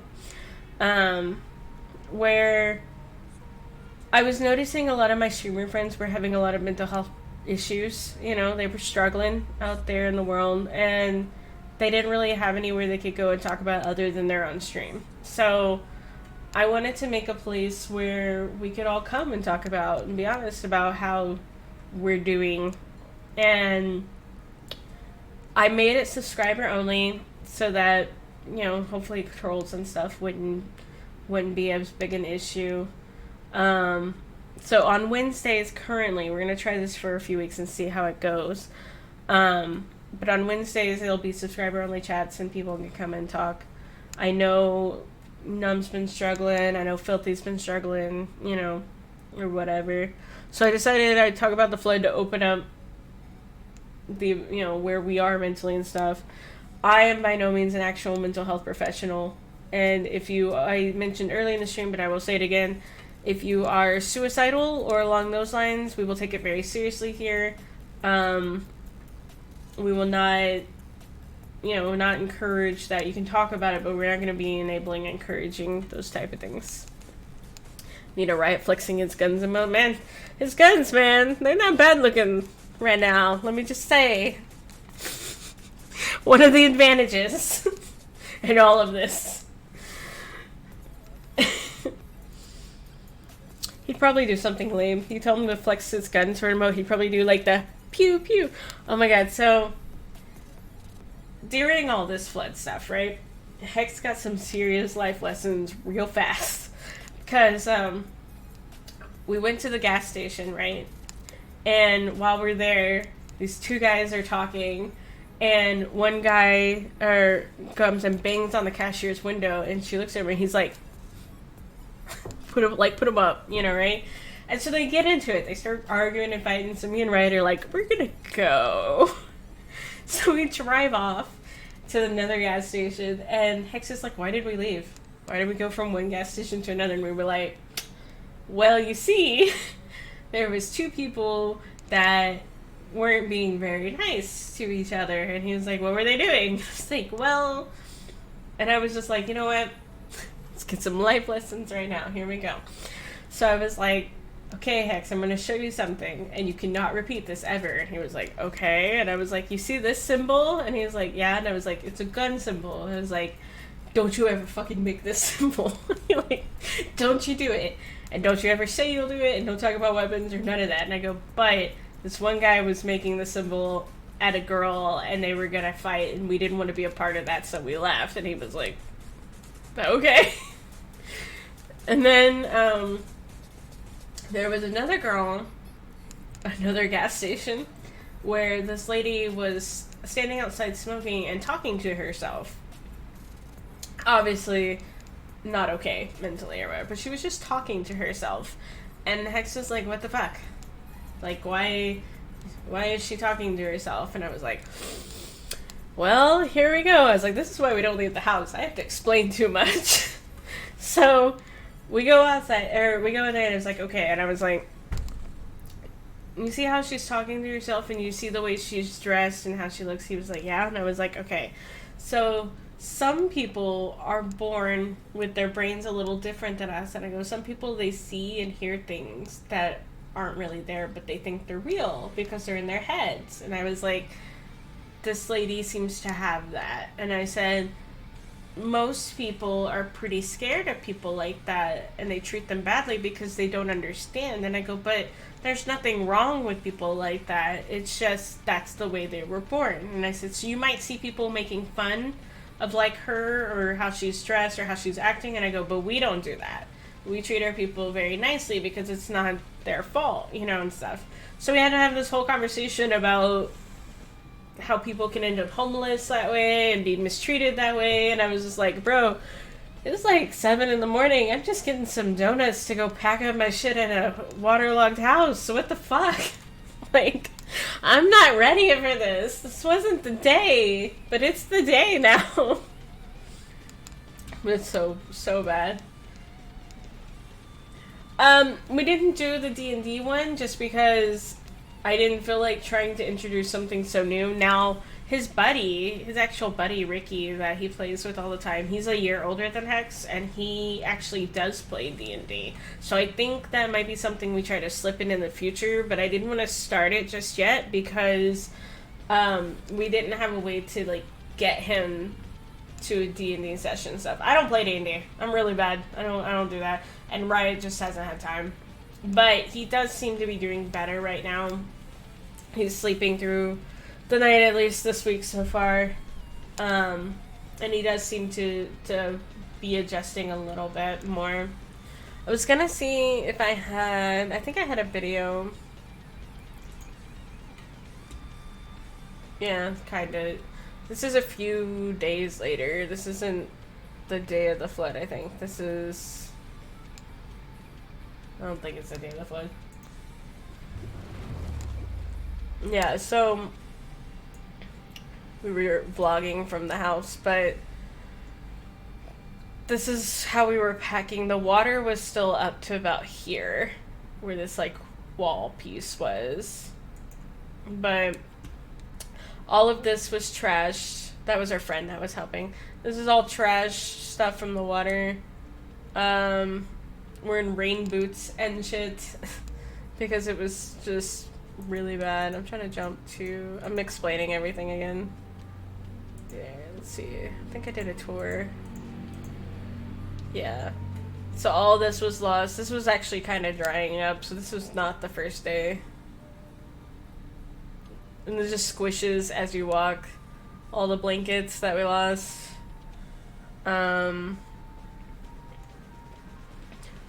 This is all soaked. This is like the leftover, like, dirt and poop and crap or whatever the fuck it is. Family board game night gonna happen. I haven't heard anything about it, so I don't know. Maybe at some point. But this is the toilet that overflowed. And it flowed into this room. This carpet had like a giant bubble under it and was like floating. This is when we were packing his room up. Yeah, all that, we threw that away. We had to throw that away. This is the stuff that survived. Like up on his bed. all these shelves got thrown away because there's plyboard, so they just soak up, you know, all that stuff. This got thrown away. Like, everything over here, it's a ottoman that opens up. It soaked it all up and got thrown away. That's where he kept his stuffed animals, so half his stuffed animals got messed up from that. All of this got thrown away in the corner except that Lego tub. Yeah, I had to move everything up, but like the whole bottom of this was soaked. We did save his books. Most of his books, there was only a few losses, but all his Scholastic Book Fair books he just got, they were fine. They survived. They got packed away. They're packed somewhere. I haven't found them yet. His closet took a lot of the water. It got really high in here. So, but luckily most stuff was in the plastic. That's where all the blankets were. You can still see, this is a few days later, and you still see it's still squishy. Trying to think. Yeah, that got thrown away. The fan got thrown away. Let me leave his room. This was our room. The water only got to the corner of our bed in our room, so most of our room was okay. Got about this far. And our stuff was already on metal mostly, so we were okay there, but our bathroom got pretty flooded. The water got to about here. In here. This got flooded. Can't really see here, but yeah, that stuff got all wet. All the cabinets got soaked, like they were warping. The floor's linoleum, so it was warping. This was our closet, and our closet had a previous leak because, as you can see, this is cracked through here, and they never fixed it. So this got flooded as well. So like our ironing board and stuff got flooded. These were books, but they were in plastic, so they were okay. We just had to get them out quick before they started to mildew and soak up whatever. That's why we're trying to get our clothes and our bedding and stuff out, because it was starting to absorb the smell and like wouldn't come out even when you washed it. I was trying to think. I don't think I had any of the other rooms. No, that was pretty much it. But like, when you don't have storage, like where are you gonna put it? You know, like Wright was gonna leave like our bed and stuff in there for like a week, and I was like, no, it's fucking gonna get molded in the crevices and shit. No way. Fuck you. It was a very heated day trying to figure out where to put shit. But, anyway, so it's definitely not something I want to live through. It's not the worst trauma I've had in my life, but it's not something I ever want to repeat, for sure. I think what we had to do is when they said that the apartment wasn't going to be ready for 2 weeks, we asked if we could move up here for like a week and then move down to the first floor apartment, and they said no. They said that is considered a short-term stay, and you have to be specifically zoned for it and stuff, so basically be illegal, and we couldn't do that. We said okay, fine. So we got the second floor apartment. We had to sign a 6-month lease with them, which isn't too bad. And then we decide what we do from there. Probably gonna stay, just because we won't have enough savings saved up probably in time for deposits and things on a new place. So we'll see. But for right now, we're here and we're setting up like we're gonna stay. He's not been introduced to the book The Hobbit yet. I've just started introducing him to Harry Potter and chapter books in general. What is his favorite book? He likes those choose your own adventure books a lot.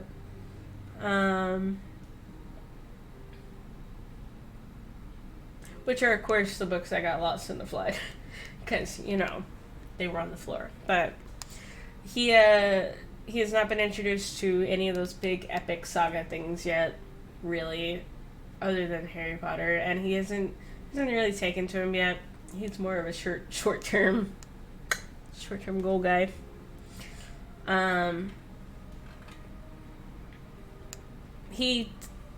have read chapter books to him, but they're like Disney chapter books where it's like a chapter is like 2 pages or whatever. Trying to think any long things he's been introduced to. Harry Potter's been a failure because I tried to read Harry Potter to him and Riot, and now I can't read the next chapter without either one of them there. So if Riot's not there, I'm not allowed to read the next chapter. And so, because Riot's like, I want to hear it. Riot's never read Harry Potter, okay? He doesn't even watch it. I had to force him to watch it and drag him through it. So, I can't read without one or the other. So, it's made it very hard to get through Epic Saga chapters like that. Yeah. Drastic changes you're not expecting and stuff, sure. Riot's been telling him some kid stories, like just making them up and telling them, and he's been handling that really well, and he's been slipping little morals and things like that in there. So I think he'll take to it well. It's just the time, making the time work for it. Trying to think. What others has he been to? He has 3 books still coming from the Scholastic Book Fair, and they won't let us change the address, so we're waiting till it says it's being shipped or whatever. But they're FGTV chapter books to try, and then he was interested in the like Five Nights at Freddy's stuff. I'm down for all that, but introducing scary stuff right now is kind of not the best when he's already not sleeping through the night because things are scary, you know? So I'm trying to monitor what he watches and reads a little more than I have been, just for the adjustment, you know, period. I think.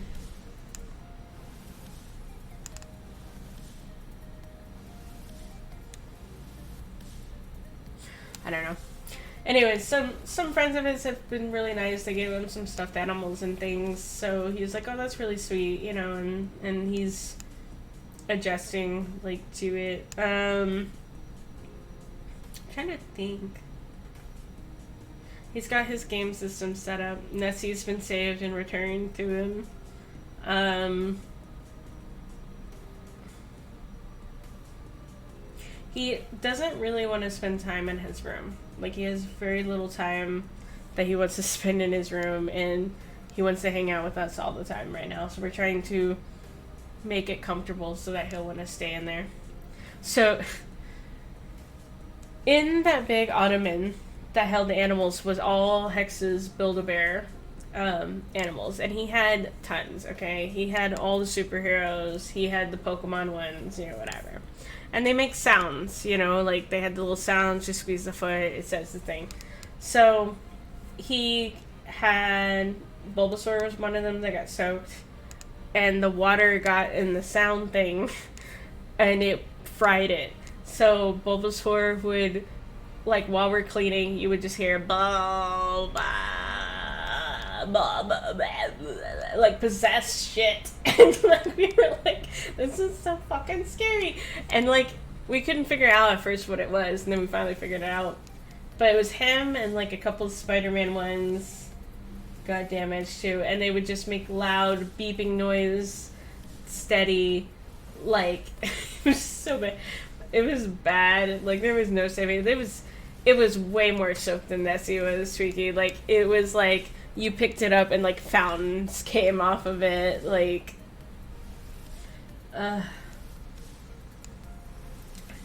it's pretty, like, my son doesn't do well with change anyways, but you have to tell him, like, okay, we're moving to a new place suddenly. You lost some things. You're not going to get to take some things, but we're going to get to take others.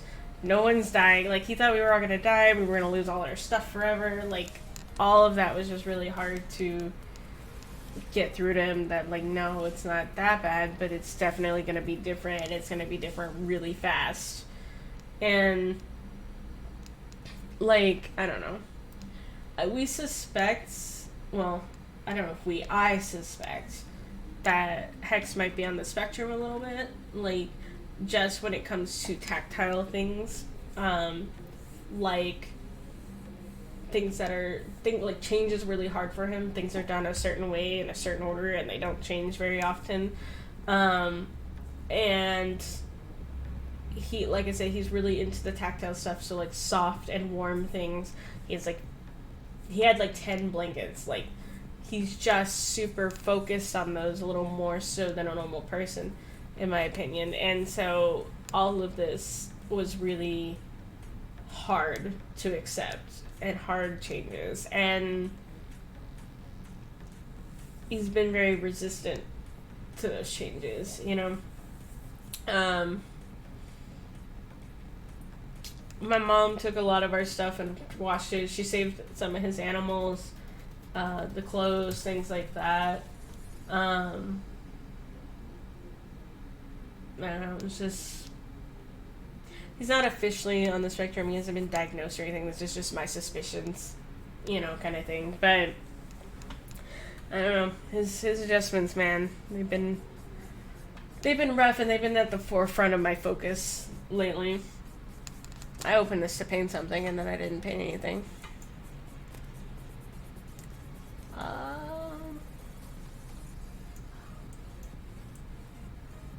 Just gotta throw something together.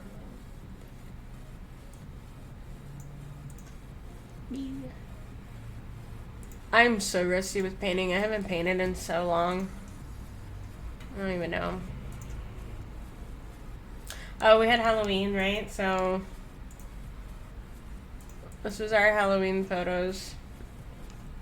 I went as Wanda, Scarlet Witch, and he went as Vision. And we had actually bought the costumes before the flood. We had them up high, so they were safe, thank goodness. But I was still getting pieces last minute in on my costume. Here we go. Here's our big one. So it's his Vision and the Scarlet Witch costume, and then his mom dressed up as Wanda as well. But she always hates me taking pictures, so I don't have much from her. Yeah, that was our costume. We went to a fall festival, let him go play there, and then we went the next night trick-or-treating. And we actually did really good on trick-or-treating. He had a really good time. He hasn't been really trick-or-treating before much. Like, I think he went once when he was like 3 or something. But because of COVID, a lot of people hadn't been trick-or-treating. No, he went not last year, but the year before. Because he dressed as Lucio that year. And we went with his friend Ricky. I forgot. I need brushes.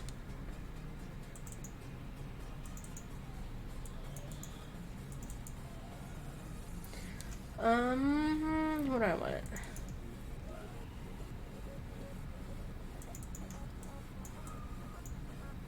Let's see what we got here.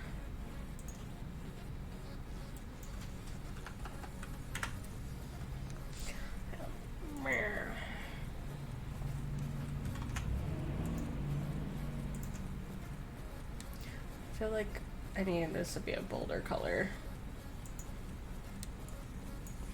Let's go neons.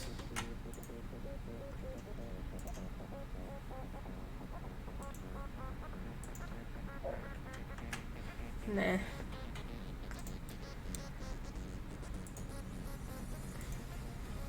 So in our apartment now,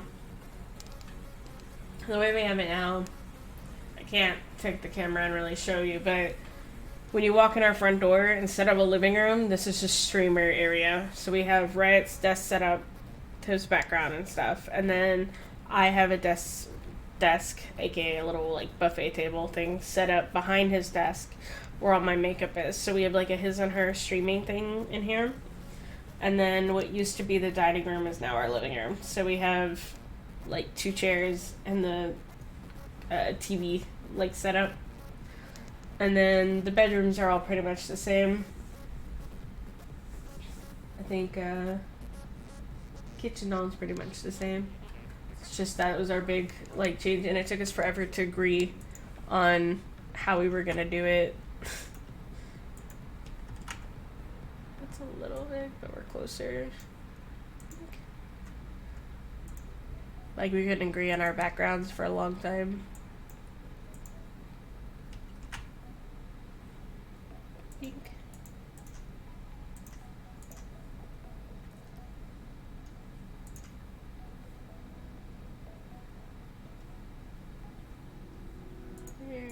Layer.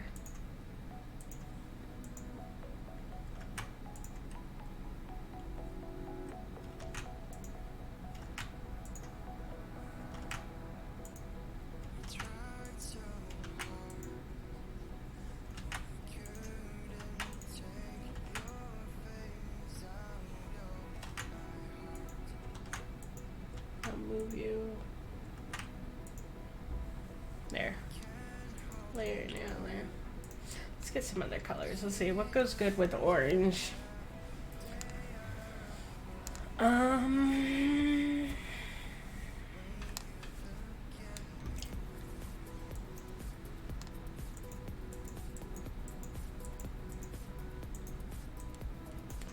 If you guys want to talk about y'all's mental health, how y'all been, by all means, just jump on in.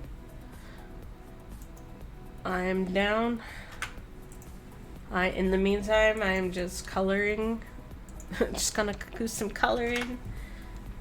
Try out stuff. Try to get back in a groove, because I am rusty.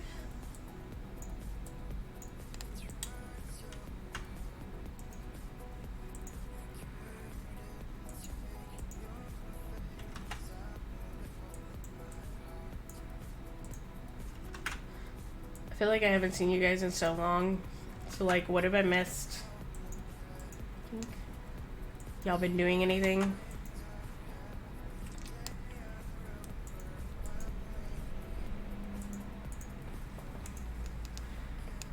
Your mental health doesn't want to go home and fuck this cold weather. Yeah, you have to drive your scooter in the cold weather. How's that? Dude, this cold is cold. Like, we had carpet at our old place, right? So we just have wood floors. Wood, well, not real wood. I think it's like fake wood on concrete. So it's fucking cold. They're like, oh, you'll be fine. Heat rises and stuff. And I'm like, where is the heat? Because it's fucking cold right now. And I like the cold.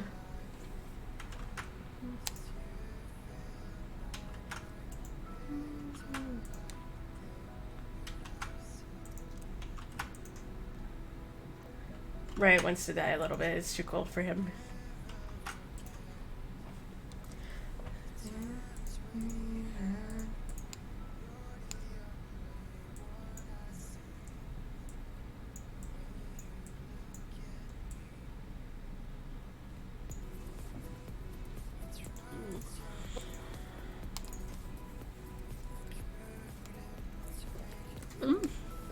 Spill. I need something different. Maybe like...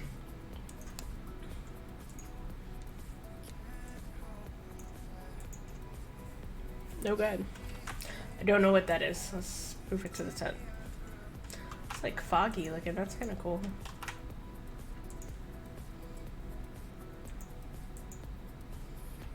I feel like white's not the right color, but I like the look of that. That's pretty cool. I think I want a grunge brush, though. I have way too many grunge brushes. Boo.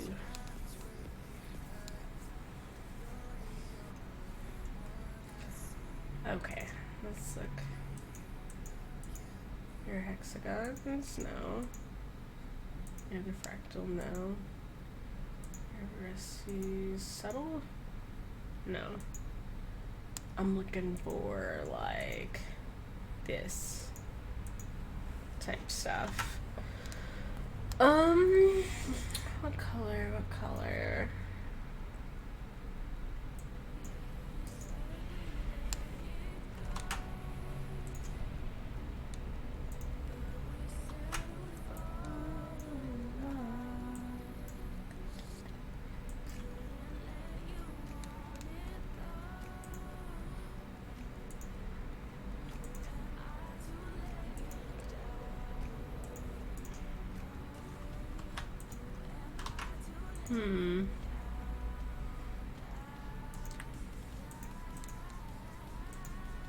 You're...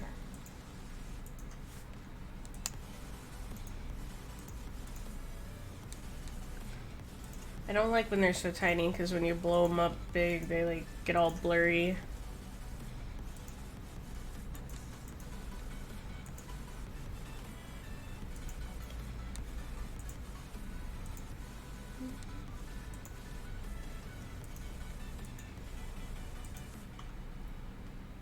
That's kind of cool.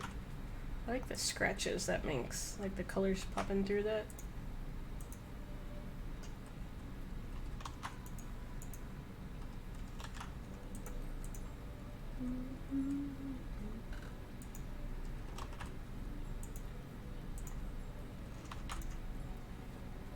So like, what if I did layer, new, layer? And I'll do here, like that. No, we need to like bring it up. Like that, maybe? No. Down, okay. Let's make this less. Let's go 50%. It's a little too light. Let's try 75.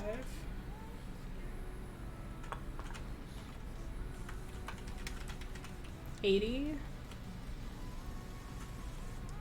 No, okay. Let's try listening this one then.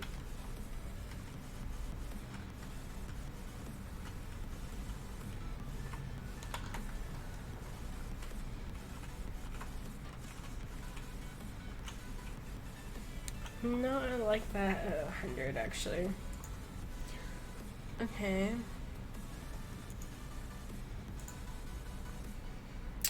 There was one I used to have. What's that brush called? Oh, I don't remember. It's so long ago. Not you. Not lines. Paints? No. Scratches. Scratches might work. Let's see.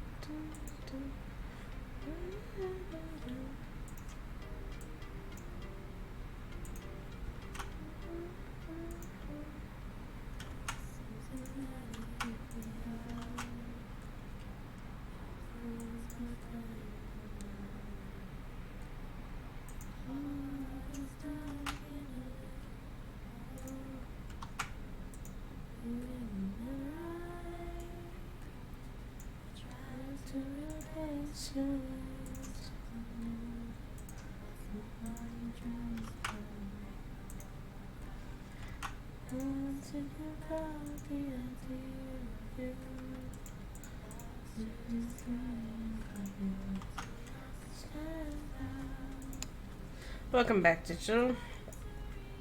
How have you been? How's your mental health?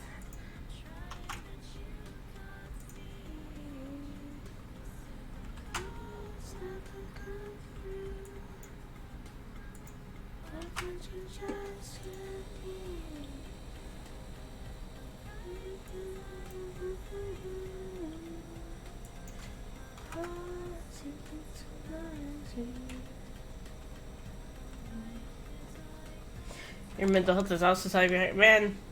Hunger, man. That's a serious thing.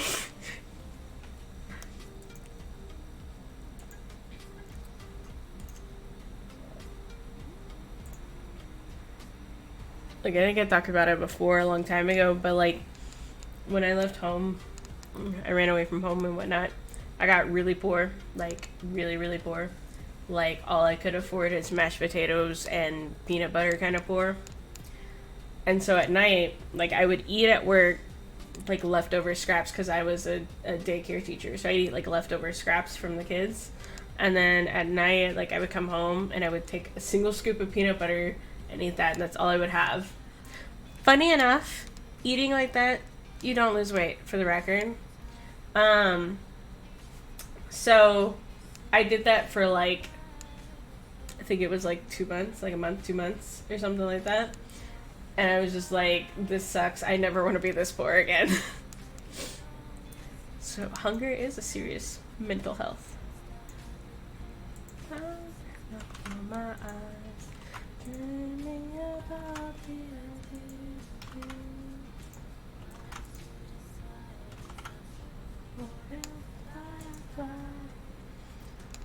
You wonder what that tastes like? Peanut butter?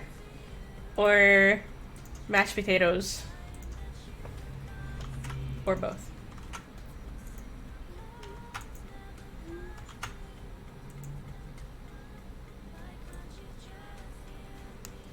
I'm liking that, but I'm a little questionable about some of this in the middle.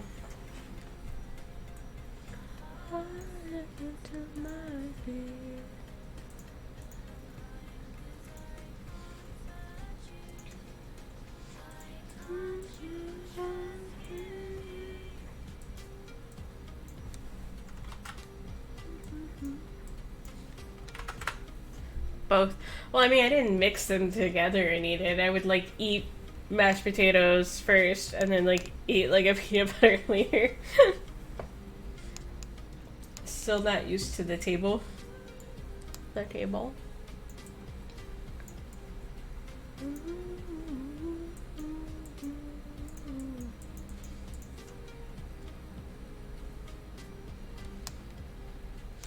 Getting there. I need like scratches or something there though.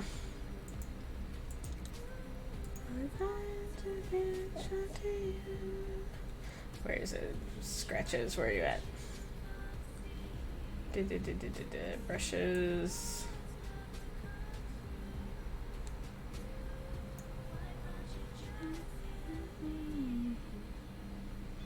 I used to have a scratch thing. Where is it?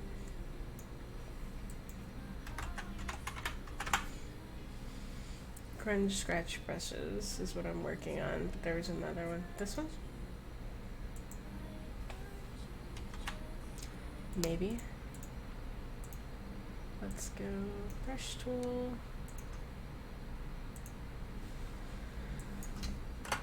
Okay.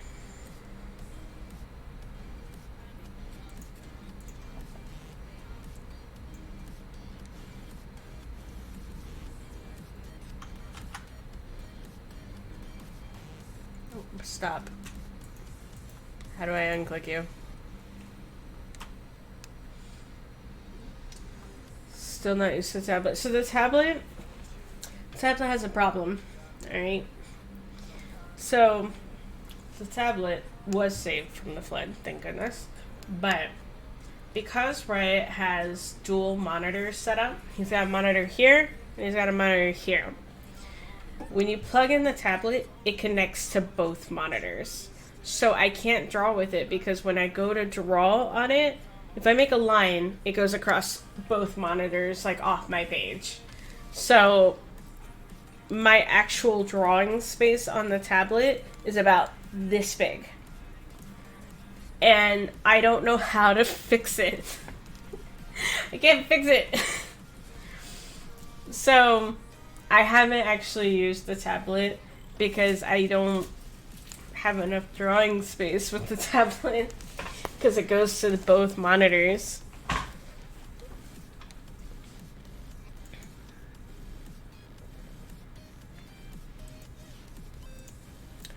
I have a scratch somewhere.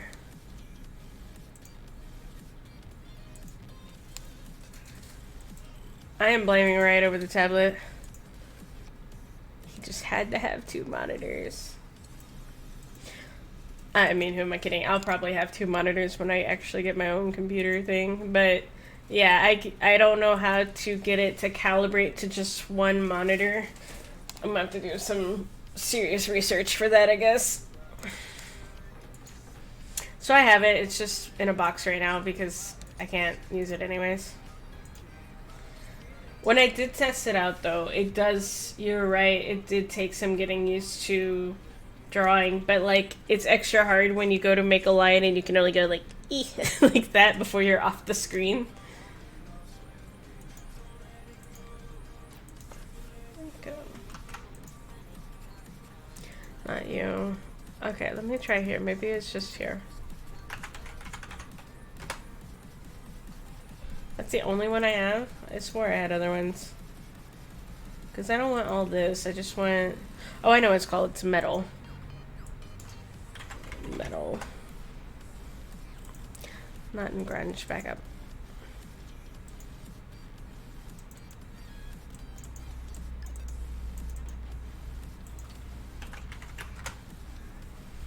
There we go. Metal scratches. That's what I'm looking for.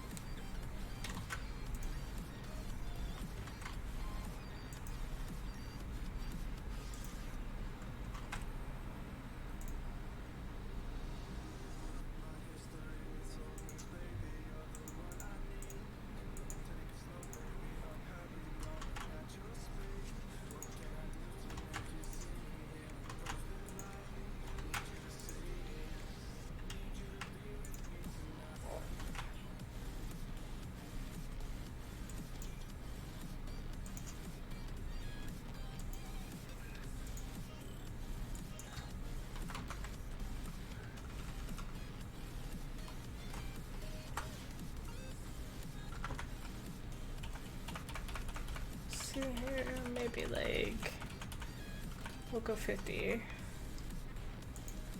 Make you like 50. Probably erase some of you.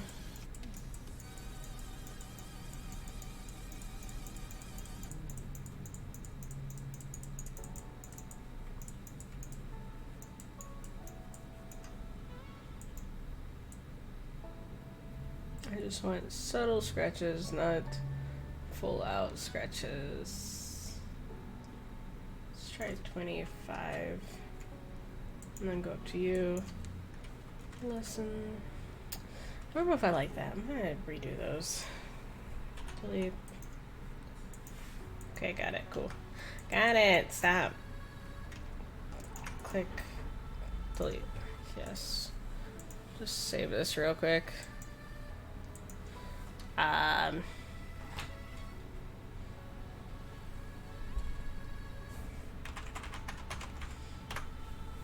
Neon swirls, good enough. Streaming queens.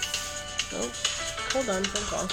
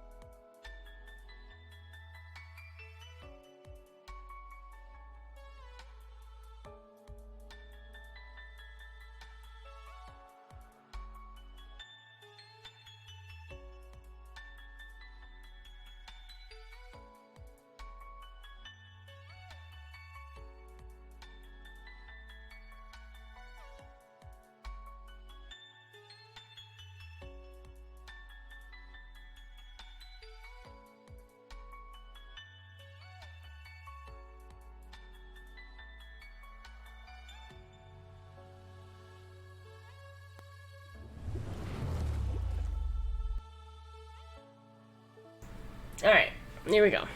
To say change your display setting if that was a problem. I do use one monitor to draw on. I use one monitor to draw, one monitor to run OBS and chat. So that's why you'll see me switch between the two. Yes, change your display settings. Yeah, I have to look into that. You have to show me the way, because I can't draw right now.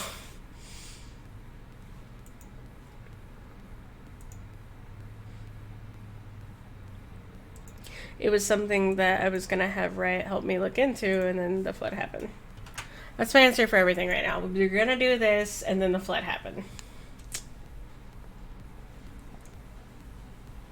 But I do still have my tablet, and it works, and everything. I got the drivers and all set up for it. It just, I can't draw on this little opening that I have.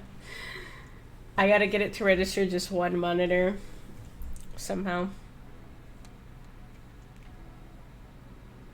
I feel like I want more.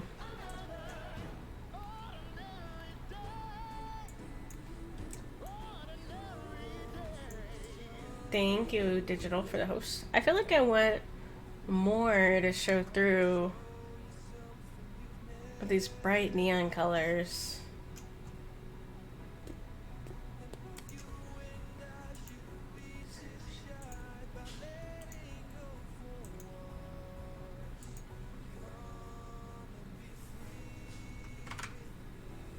Where are you? You. No, undo.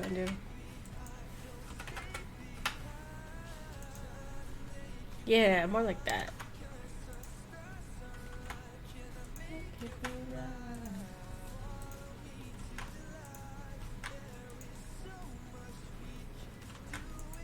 Gotta figure out my placement.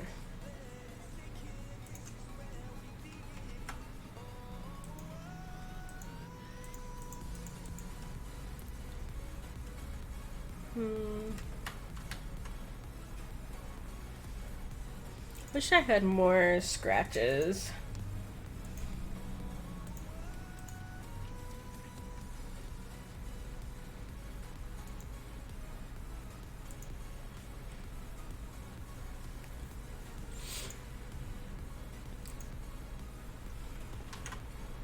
Maybe like line up this line here.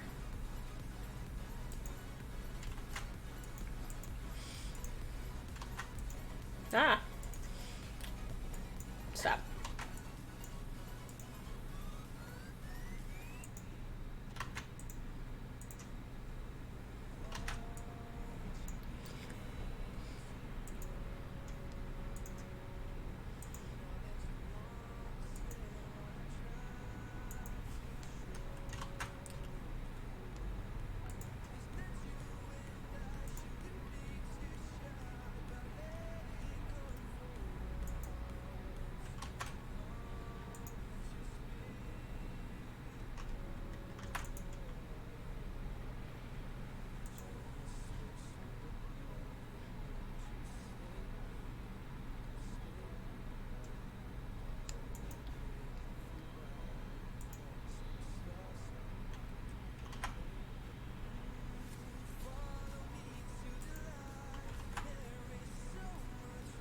I'm gonna make this a little bigger. Trying to figure out where to post.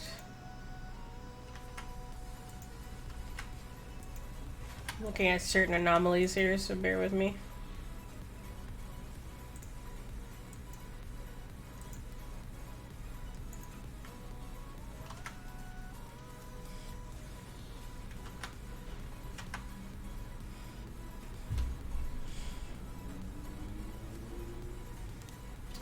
Getting there. Need to like soften this a little.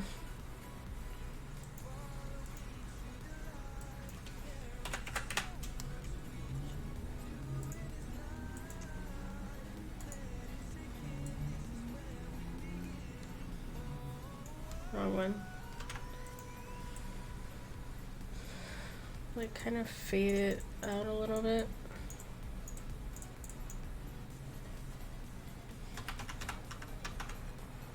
Let's make this more.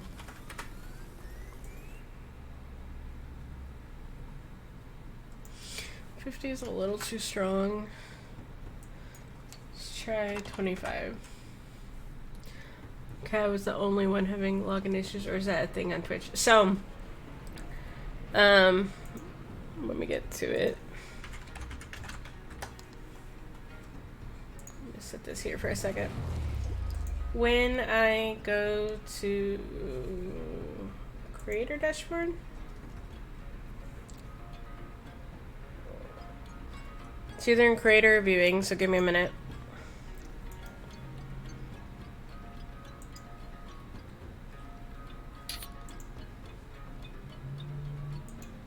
Setting moderation.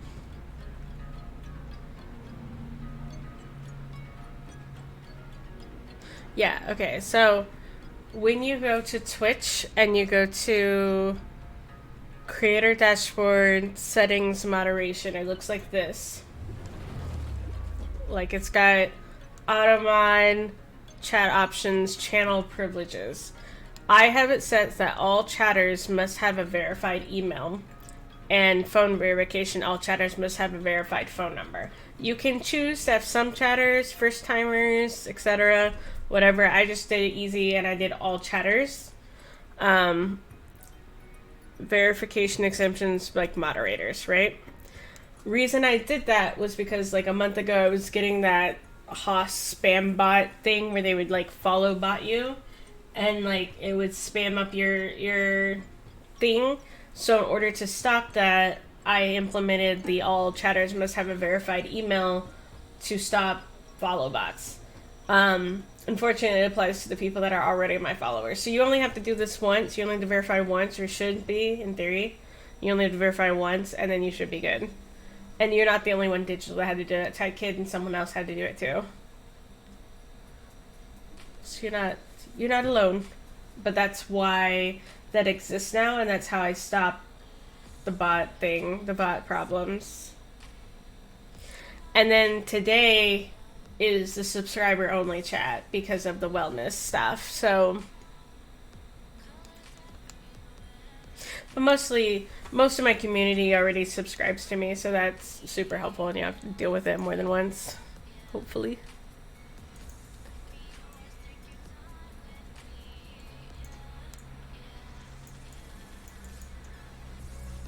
Like that. I like that. I don't know what to call it, but I like it. Let's see.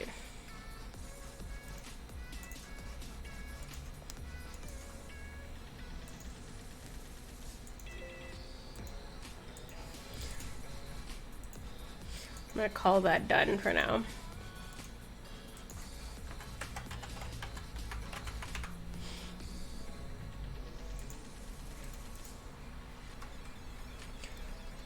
Just trying to get back in the groove of making things.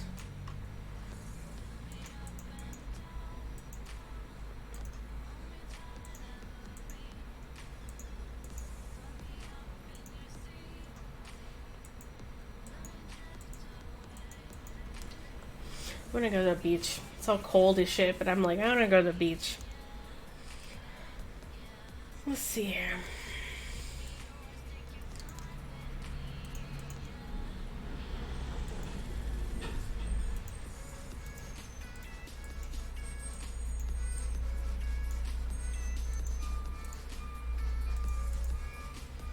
Need new brushes.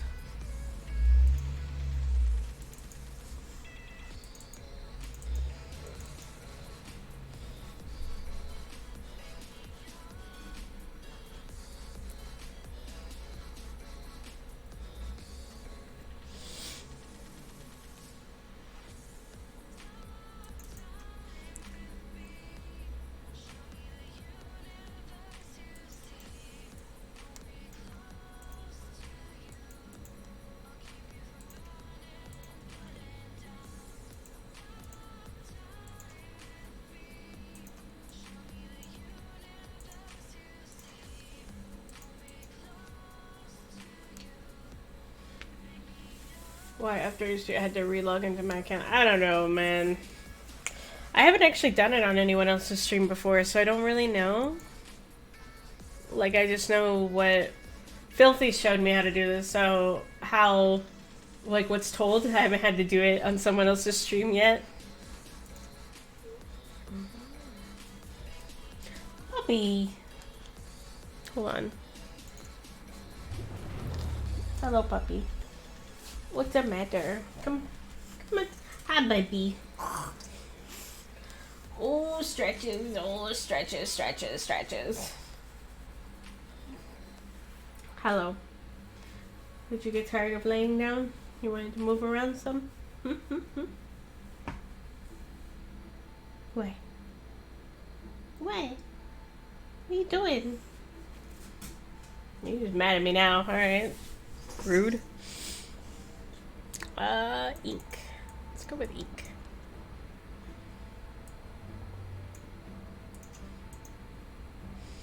Ink and water. Kind of need you to show up. Okay, thanks. There we go. Damn, that was delayed much. It was a puppy. got me in the throat too. Ugh.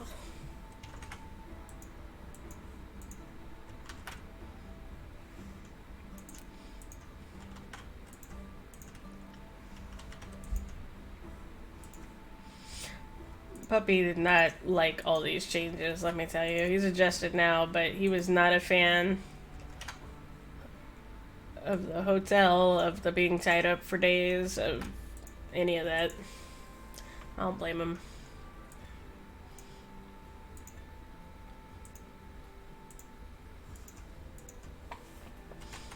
How am I supposed to see what you are?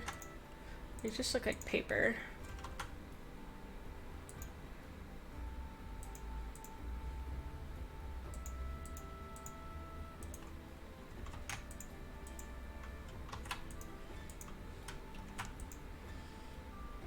You probably just want me to play them.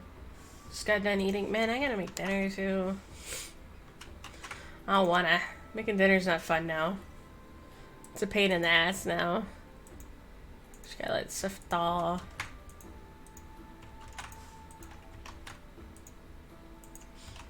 I got like I got like ramen and sandwiches. That's what I got for you, pretty much.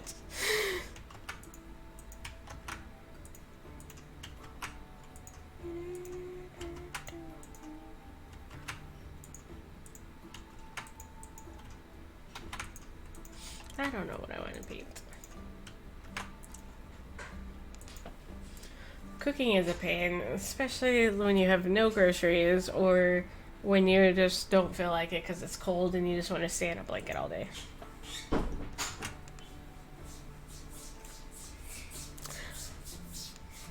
You alright, Monkey? Yeah. Why are you looking sus? Why am I looking? Why are you looking sus? What? You the one that came up to me. What's up? Anyways, are you gonna be doing some art? Because I want to play on your Xbox. Well, I was about to switch over to Overwatch. Do you want to play some Overwatch with me? Right. Go get your Switch and get it all set up. Okay. I don't feel like painting anymore. I'm gonna try Overwatch and see if this works.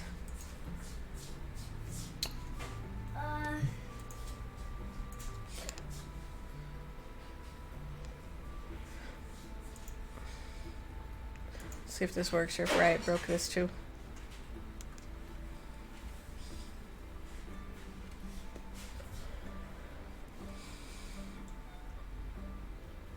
Monkey just came up and was like, hey. I'm like, what the fuck? Okay, let's see here. Music has to stop.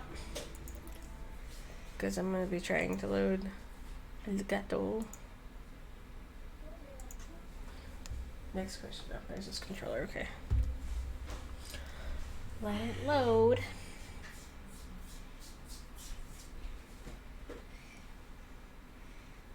Is it fine if the sound is up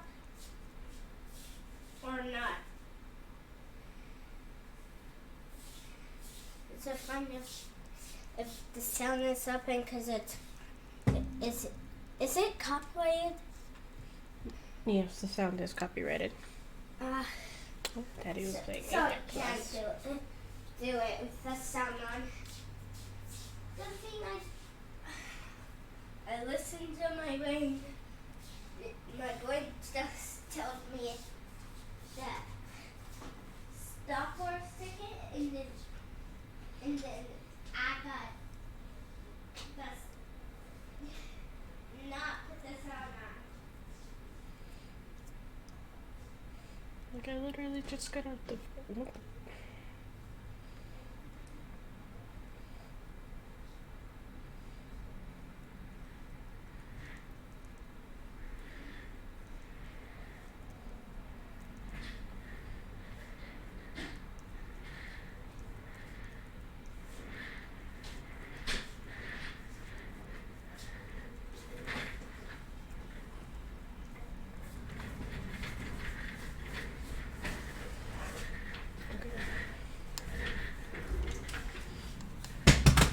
Yes.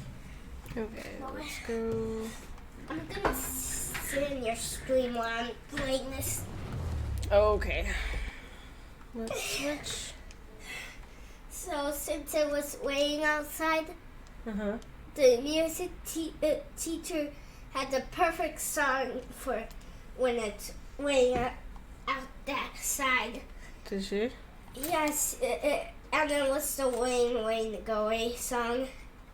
Remember the rain, that? rain, go away. Yeah, Rain, Rain, Go Away. Come again another day. Yep, does that. Alright, hold on. Another phone call. Hear that?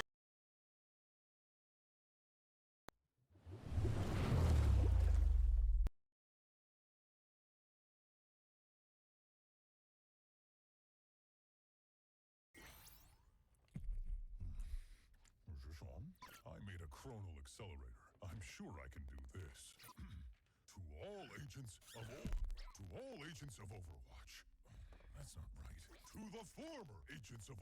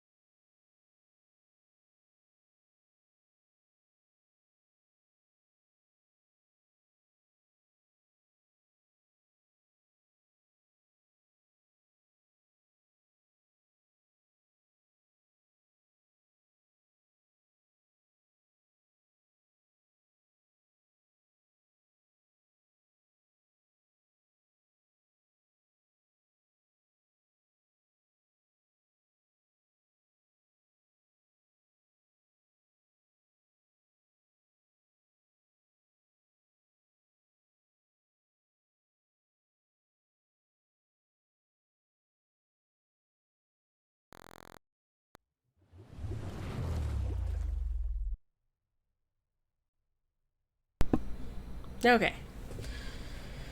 Alright. You in the game? Yeah, does you have to invite me yet? Okay, I'm sending you the... Alright. Alright, monkey. Alright, I sent you the invite. Take it. Take it. Sorry. Dealing with some family stuff. Alright. I did. I actually took your invite. Alright. But what you want to do first? Well, Mommy was planning to fight some real people. You want to fight some real people with me? I don't know if I want to fight real people because last time it was too hard. Have you ever played Capture the Flag? We'll try and tell me if you like it, okay? Okay. You want to pick a character that's fast. Ooh, fast! So, like, Lucio's really good. Soldier 76 is really good. How is Soldier fast? Because he has a run ability. Oh, yeah. So, in this game, there's a flag here and a flag here, right? Isn't it Lionheart super fast? It can be fast, yeah. I mean, Alright, so listen, here's the objective, okay? yeah. So you have 2 flags. Your goal is to get to the other team, steal their flag, and take it back home. And you can't use your abilities once you pick up the flag, so you want to pick somebody that's naturally fast. Naturally fast. Mm-hmm. Who else is fast? You could try Echo maybe, or Diva. Maybe Diva might be the fastest one. Okay, so pick a character. Also, Diva can fight too. She can. Now remember, if you pick up the flag, you can't use your abilities, or else you'll drop the flag. How about using your shooting ability? You're shooting? Yeah. Yeah, you can shoot. Come on, baby. Oh, okay. I just got to fight you. Oh, wait. I'm outside. Looks. Oh, they tried to get our flag. Nope, can't have it. Ah, there's Reinhardt. Lionheart's doing it. Lionheart, how dare. Alright, you can stay here and protect the flag so the bad guys don't come get it, or you can try to take the enemy flag. Ow, sniper. There's a sniping person.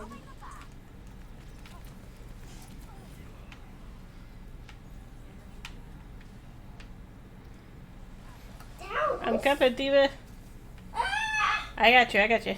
I healed myself anyways. Oh, he's taking the flag. We gotta stop him. Hey, you come back with our flag. You come back. You come back here. Alright, so you got a point, so we do this till we get 6 times. So he's gonna come back for our flag again. Oh, you got it! Oh, I dropped it. That's okay. It's your first time. Oh no, Lucio's taking it again. No, you can't have it. That's our flag. That is our flag. You can't have it. No, she shot me. Reinhardt's grabbing it. Can we switch characters? Can you switch what? Characters? Yes, you can. At the spawn room, you can switch characters. I'm gonna be Reinhardt, the strongest character. Okay. Wait, Reinhardt is strong, right? Mm-hmm. Yeah, even his ultimate ability might be strong too. Oh, someone have something. Lucio keeps taking it. No, we gotta stop you. Lucio, I'm so done. No! I've been frozen! They got me. Otter got me too. Alright, I'm gonna try Junkrat. I'm still gonna be my own self, Reinhardt. Okay, you keep trying with Reinhardt. Yeah, let's see if Reinhardt Is that Lucio again? Ah, they're stopping us now. We can't even get close to our flag. We hit our tether. Mm-hmm. Oh, Reinhardt hit our tether. But Whiteheart killed me. Would Whiteheart? Okay. What? I thought I was behind a wall, but I died. Watch out, they got snipers. Yeah, I've been sniped before. Who's sniping me? Wood sniper. No! I thought that was an Evie for a second. Oh my god, that scared me. She's up here on the stairs behind us. Who's up? Oh, there she is. She's coming up. Right behind you.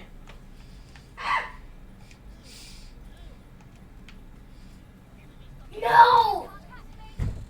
Genji, I'm very mad at you, but doesn't want to make Genji The good. sniper is good. She's just distracting just enough. Genji might be the. Oh, you almost died. I'm fast!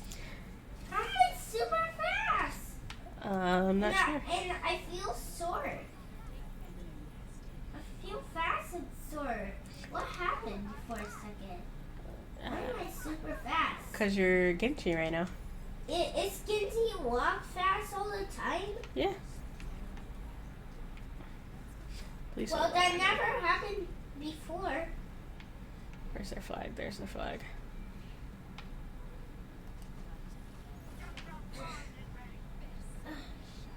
Thank you. I needed that. Oh, Larry. No! You dropped the flag. I'm fast. Zoom, zoom, monkey, let's go. Wait, are you? I'm How are you Sombra. faster than me? That's because I'm being Sombra. Someone is always. No, they blocked me. I can't get to him. That was a good play. No.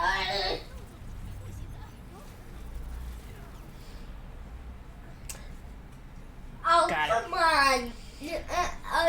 Capture the flag was fun, but I don't really like it. It's kind of hard. Yeah, definitely takes some getting used to. Okay, let's try a different game. I got the perfect idea. Oh, what's the perfect idea? Do tell. Something. Wait, did there get rid of the jump bot thing? Yeah, because it's not Halloween anymore. Oh yeah. There's Mystery Heroes. That's kind of where you remember in Junkenstein when you would randomly be a character? Oh yeah. That's what I was trying to say. The Junkenstein one. Yeah, Junkenstein's gone because Halloween's over. We could do no limits, which means you can be anybody. So like if I pick Lucio, you could be Lucio as well. Or Mystery Heroes, which is where they randomly switch you every time you die. Or we could fight robots.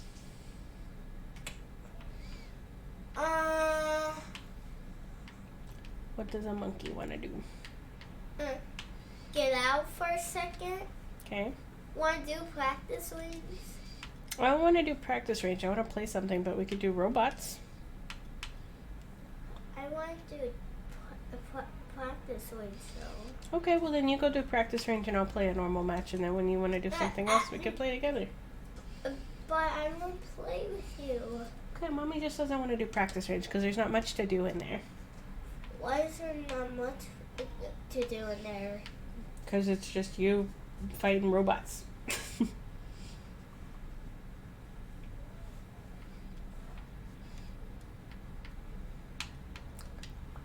So what do you want to do? I feel like tears is coming at my eyes right now. Okay. Because you are probably making me sad for a second here. Well, I don't mean to make you sad.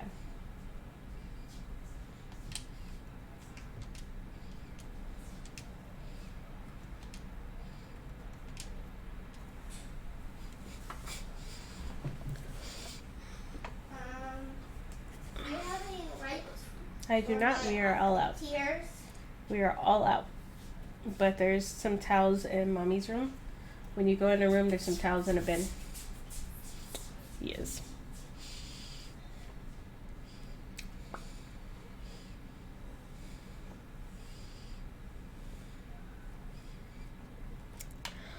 Oh, okay, we're already in something. Got it.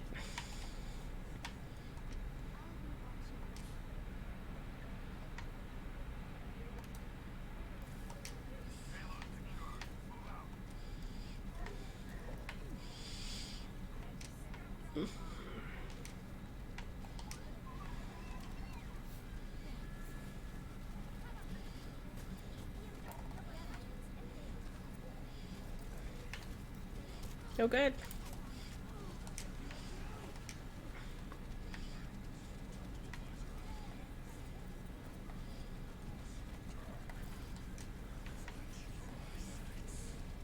Okay.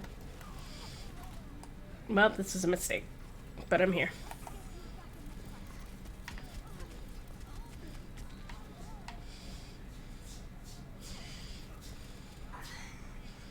I can't find anything to wipe my tears off. I couldn't find a towel. Listen, Yeah? when you go in mommy's room, there's a hamper and there's a gray tub. There's a bunch of towels in that gray tub. Okay.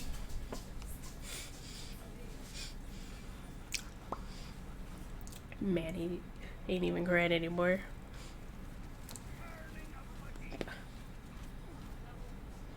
I found it and I wiped my tears off very quick. Okay.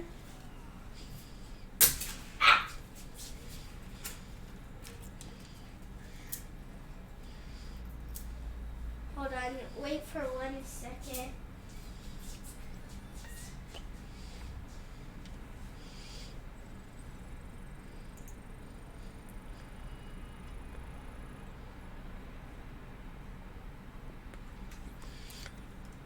Bidoo.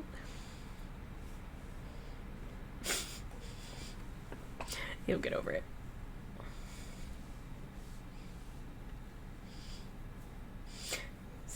He got spoiled a lot from the flood and stuff, so he's having to adjust to, like, not everything goes your way at the same time. It's a very hard balance.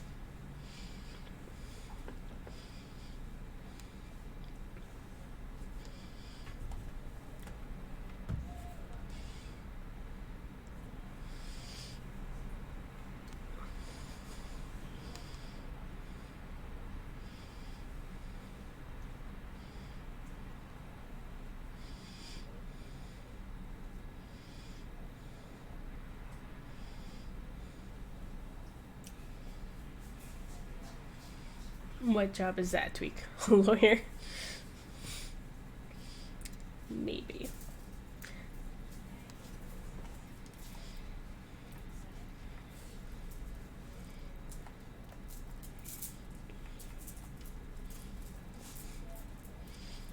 Well, hi there, and now I got this on me. Why do you have all my bracelets on you right now? It's because I wanted to. But did you ask? No. So what should you say? Can I please wear the bracelets? Yes, you can wear the bracelets, but next time ask me, okay? Okay. Next time I will be super not Mm-hmm. telling.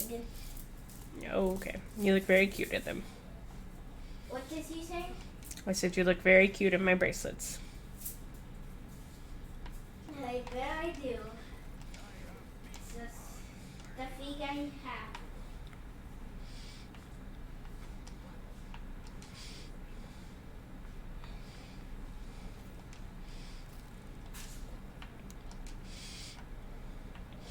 Hey, monkey. Oh, he's gone. Okay.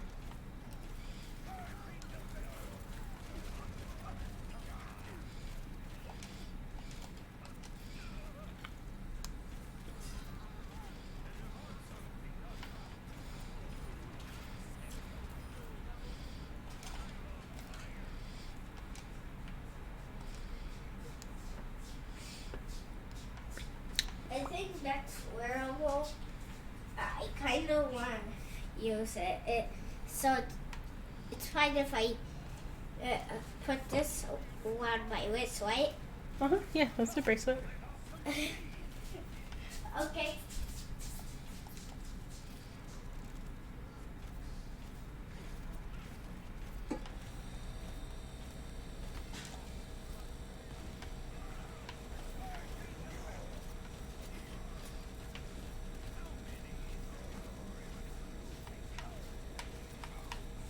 Some good bracelets I can wear.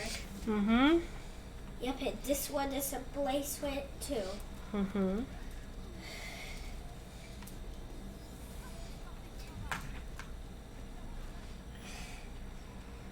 Hey, I was gonna get Max to play with you, but instead you fired without me. Yeah, because you left. Mommy's streaming. She's got to entertain her people. So if you're just going to leave, Mommy still has to fight and still has to do stuff.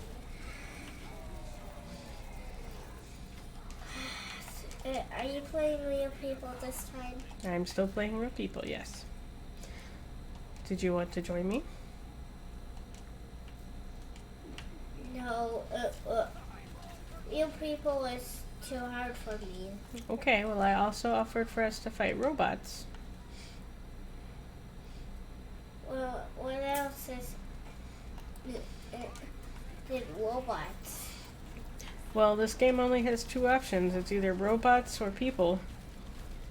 There's not really other options other than that. But the games. Like the Junkenstein and stuff? Yeah, like that. Right. Those are only seasonal events and the season's over. I know, but like capture the flag or something we can do at games. Well, I told you what games there were. There were Mystery Heroes, Capture the Flag. The other ones are really hard. Way hard for me. Yeah, they're even hard for me. You tried them before. They were super duper hard. Yeah, like Deathmatch is really hard because you fight one-on-one against people. Okay. Also, do you have a new game on your Xbox yet? No? You still have all your games, don't you? Yeah? Okay.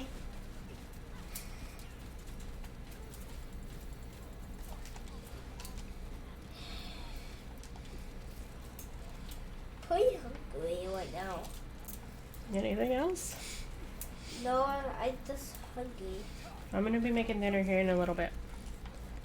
You always say that. I am. Because you're always hungry. I'm a hungry monster, okay? You are a hungry monster. I just like to... I will make you dinner at 7:30. 7:30? Mm-hmm. So in 30 minutes. Well, actually 45. In 45 minutes.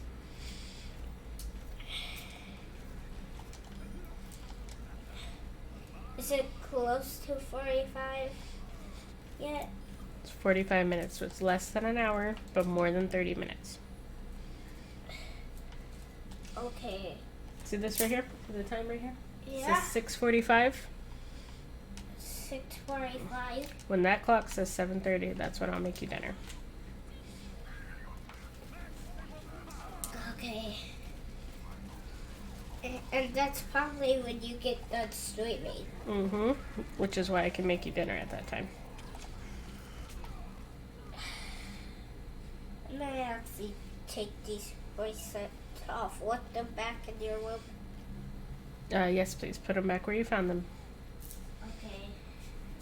Okay. At least you get dinner, right?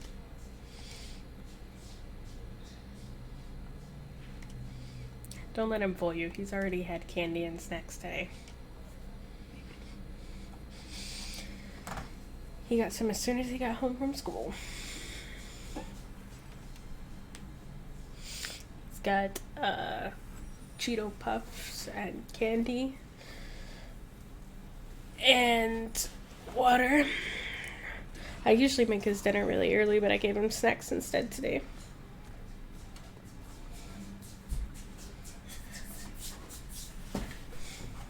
I need a blanket, please. Oh, okay.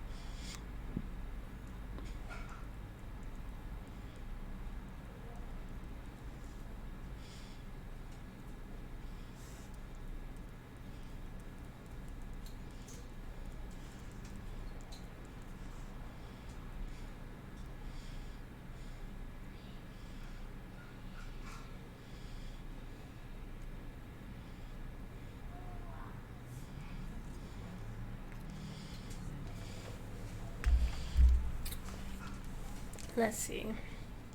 Attacking, sure. There's someone on our group called the cutest guy. I need to know if it's legit. Puppy, what? What? What do you need now? You got food too. Y'all all grumpy, both of y'all. What you need? Here's a nose. Hello, nose. Puppy, you're gonna hit your head on the desk. It always makes me nervous when you do this.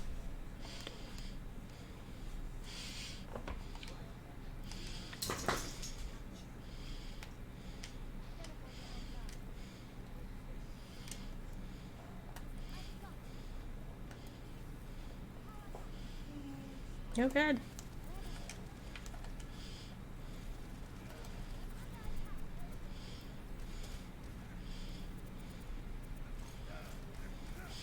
Don't let that do biscuit me.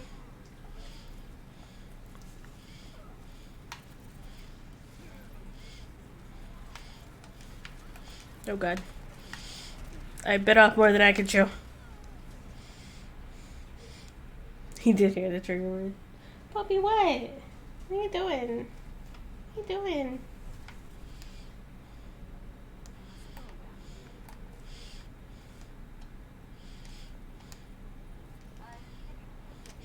Take that objective.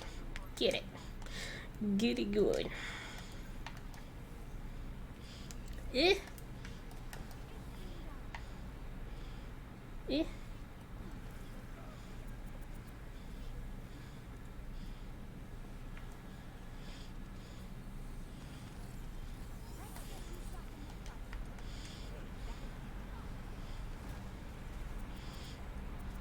No, so I can't get to you.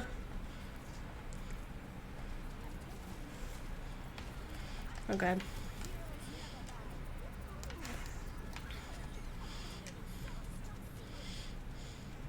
Leave me alone, soldier. I'm gonna hide around this corner.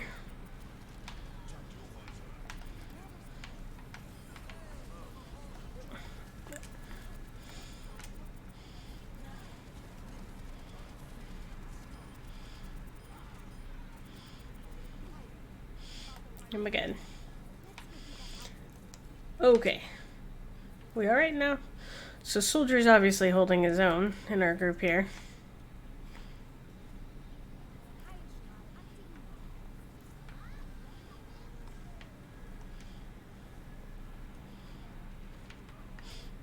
Dang, that's fair. They keep... Neat. Tip in, tip out. And all around. Ah, it hurts. I'm on fire. Cutest guy. Save me with your cuteness. Is that how that works? No?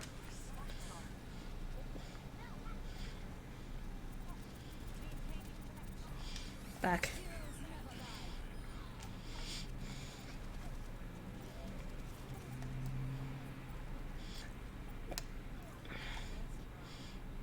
Yeah. Pew, pew, pew, pew, pew. Ooh. Gotta protect the cutest guy. He's cute. I don't know. Who is he? I want to know now. I want to know. Level 55.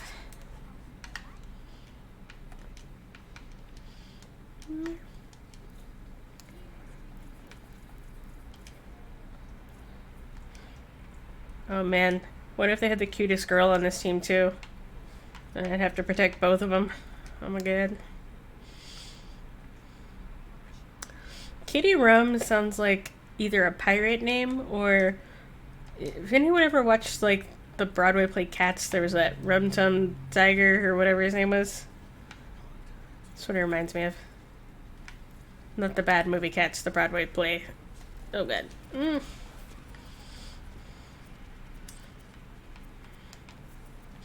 I will save you. Let everyone else on my team die. But you. No, I didn't mean that. Nobody has to die, okay? Okay, I was just kidding. Oh god.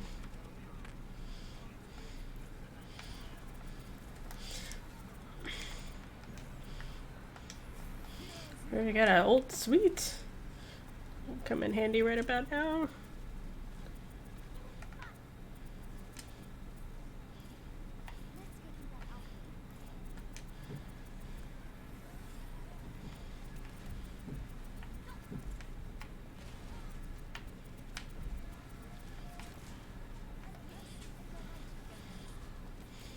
He's a super mage. Super mage.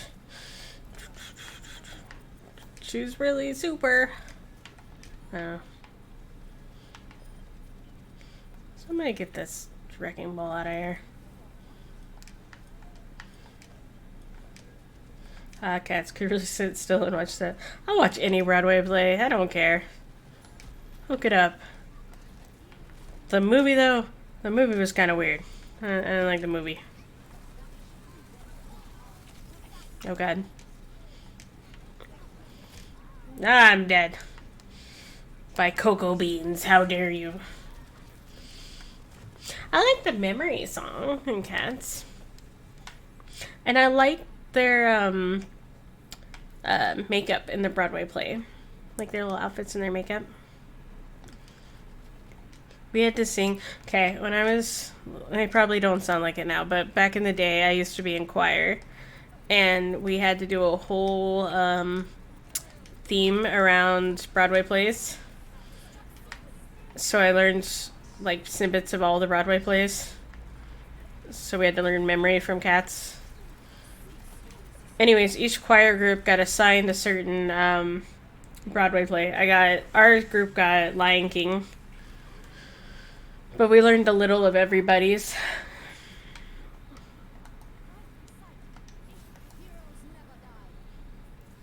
Probably wasted that, but whatever. Yeet.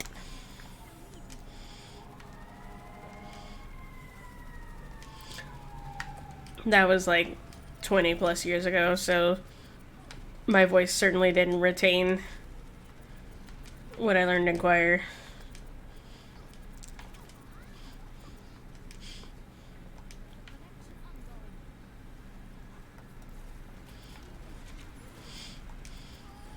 Cutest guy?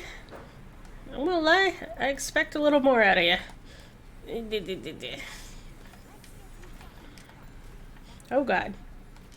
You had to go right in the lion's pen, didn't you?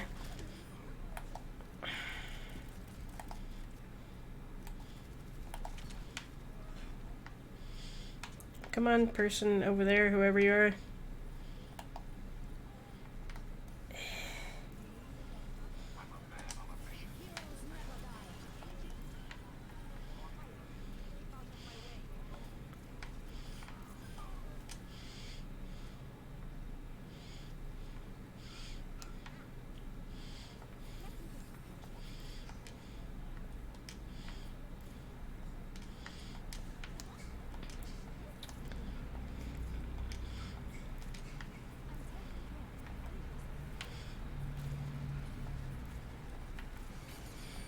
Oh god.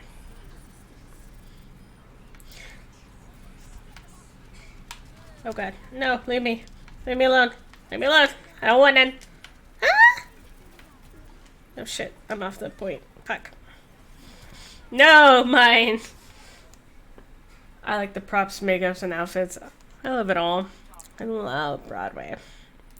Life goal is to go watch an actual Broadway play on Broadway. I like them all. I don't care. Cats, West Side Story, Seven Brides, Seven Brothers, Phantom of the Opera, Lion King. I'm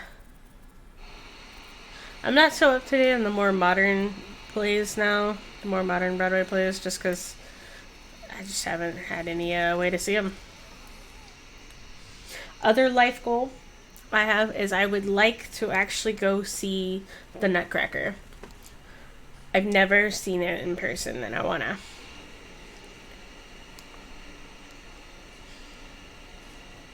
Hey, we won. I didn't even realize we won.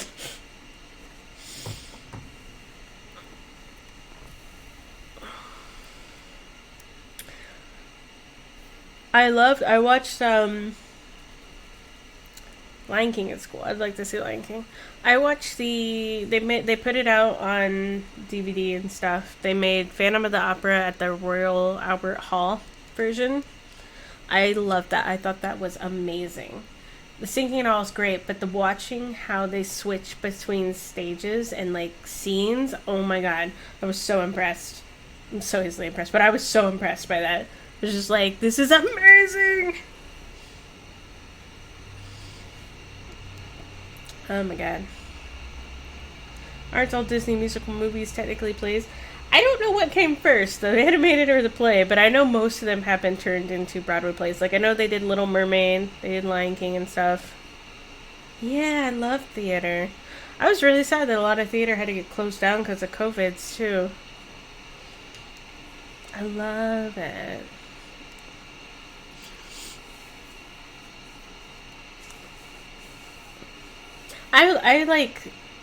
I have never really been to a lot of like live anythings, so I would like to go to more. I've been to some live comedian shows, like I've been to see Eddie Izzard and stuff. I've seen Kevin Hart. I've never been to a concert, a live concert. Like I've never been to one. And I'd like to see more plays. I've seen a ballet of Cinderella. And that's all I remember off the top of my head, actually. See, I never really wanted to go to a concert very much, but when I did, I just didn't physically think I could do it much anymore. Like, it's a lot of standing and lots of people. I have a really big problem with crowds. At least, like, a theater, you're kind of, like, you know, sitting down and you have a little space between you. I wanted to go see Pink in concert in Linkin Park. Avril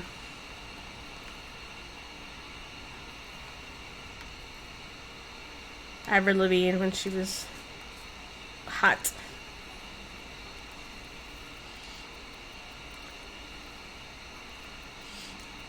I'm like that about all those things too, like the Comic Cons and things like that. There's no love there for me. Too many people. Oh god.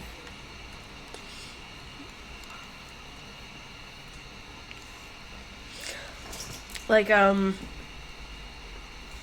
don't know, like I think that stuff is cool, like the Comic Cons and all that. It's just not cool enough for me to go to. Logan, shush.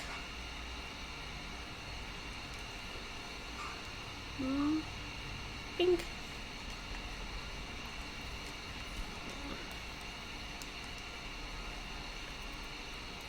Yeet. Get him, Super Mage. Super Mage. God, you're super magey. Come on, keep shooting. You're the only one we got here. You failed us. Alright. Well, since we're here, we're trapped here anyways. Let's just get him.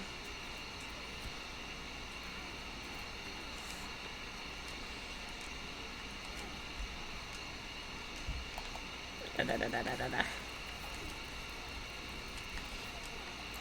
Well, there we go. I like the idea of live, but once I get there, it's like, what a terrible idea. I spend most of my conventions. Excuse me. Conventions in my room. Yeah. Like, I'm just being, like, blunt. Like, if I feel very unsafe, I don't relax and I don't have a good time. And then there's a lot of people around, I don't feel very safe. Well, fuck. This is a bad idea.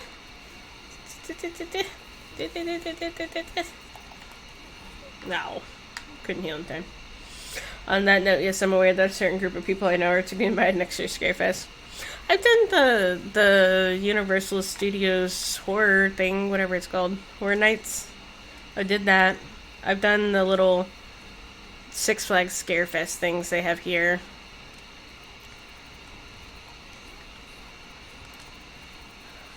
Look, let me put it like this. I'm absolutely going to refuse to do any haunted house related things.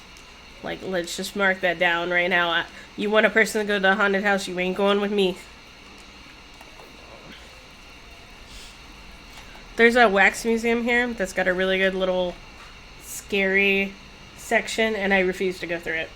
Like, absolutely refuse. Bink. And I'll tell you what, this is why I don't do haunted houses and stuff. The scares are so-so. You know, like, what they use for scares or whatever. I don't even really mind people jumping out at me so much. I can kind of deal with that. What I don't like is fucking strobe lights, okay? People that have strobe lights, I want to murder them. Because strobe lights have this effect, especially if you're in complete darkness, where, you know, when you strobe, people are in a different position, right? Than, like, where they started at and shit like that, right? Strobe lights also have the effect of looking exactly like, as you guys have heard before, we talked about this before in other wellness days. I have a rape past, I have a bad past, and it looks a lot like when a person disassociates. That's what strobe lights look like to me. It's like a flashback memory when you're disassociating. So it's very triggering for me, and I do not like them at all. I get no joy from a strobe light. Bink.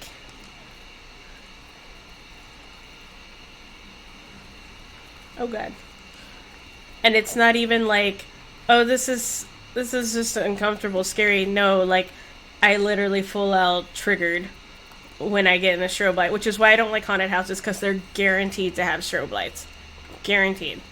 And it's in a combined, like, room strobe light. Like, if you're in a strobe light, like, let's say you're walking Six Flags, and they got a strobe light going off in the corner, that's fine, because you're outside, you can clearly see that it's not like that. But if you're in a confined room and they're just strobing the shit out of your eyes, like, no, that looks exactly like a flashback.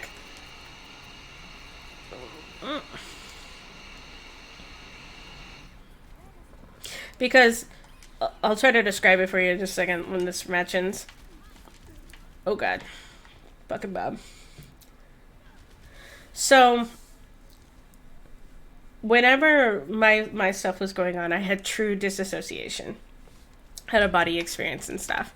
If you guys don't know what disassociation is, the best I can explain to you is your brain... Oh god, it's a Winston there. Your brain gets basically overwhelmed by your fear and stuff, and it basically tries to separate you from the experience you're having. So, oh god, how to explain it? Like, this is going to take a minute for me to explain, and I'll explain the connection in a second, but I'm trying to focus on this as well. Ooh, god. What do we got? 47 seconds? Okay.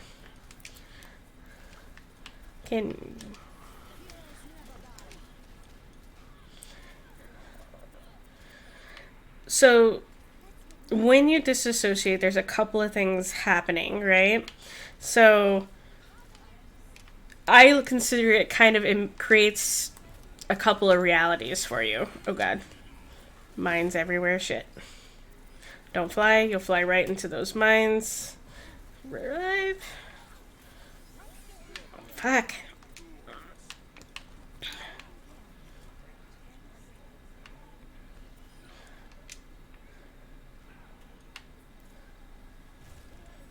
I'll explain how my disassociation works in flashes in a second. Okay. Yeah, victory. I've explained it like if my brain locks me out of my body. Everyone's a bit different though. Yeah, every version of dissociation is different. Disassociation is different per person. I'm a doctor. You gonna make me all better? Yeah. You know why? Because I'm sick. Oh, I got the love bug. I need you to heal me. okay. Heal me, doctor. I can go get something. Okay. Hold on. Our story is Stay paused. there, Jason. I have the love bug, monkey. I need help. It's causing a fever.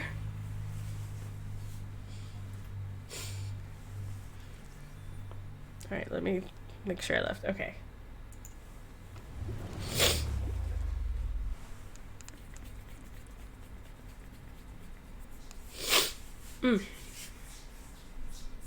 I got something to help you missing.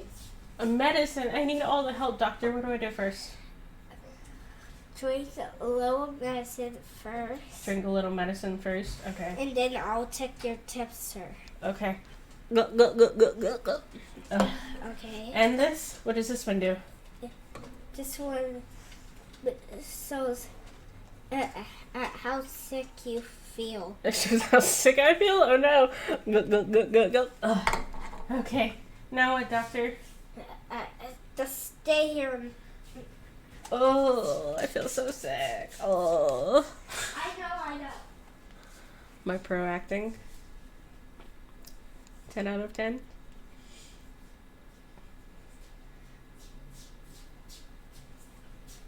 Oh, monkey. Oh. Let me check your temperature. Ah. Okay. Ah.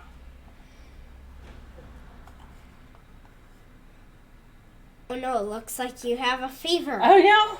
What do I do? What do I do? Don't worry.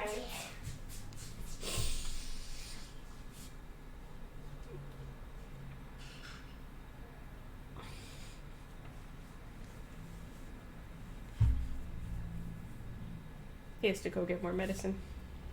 You need a witch doctor for that. Maybe. Some love potion number 9 in me. What's that song? I told the witch doctor I was in love with you. This is cream who will That's cream. make you feel better. It's cream. It'll cool me off. Okay. That's very cold. Do you feel better now? Oh, check my heart. Let's see. You Okay. got your stethoscope. Dub, dub, dub. Sounds fine. Okay. I do feel a bit better. Maybe I'll drink some of this too. Let me know if something. I think you cured me, doctor. Okay. Thank you. Let me know if you get something like a broken bone, because I have something like. You told me let me know if I get something like a broken bone. And you went to grab something else. Hi, puppy. Hi, puppy.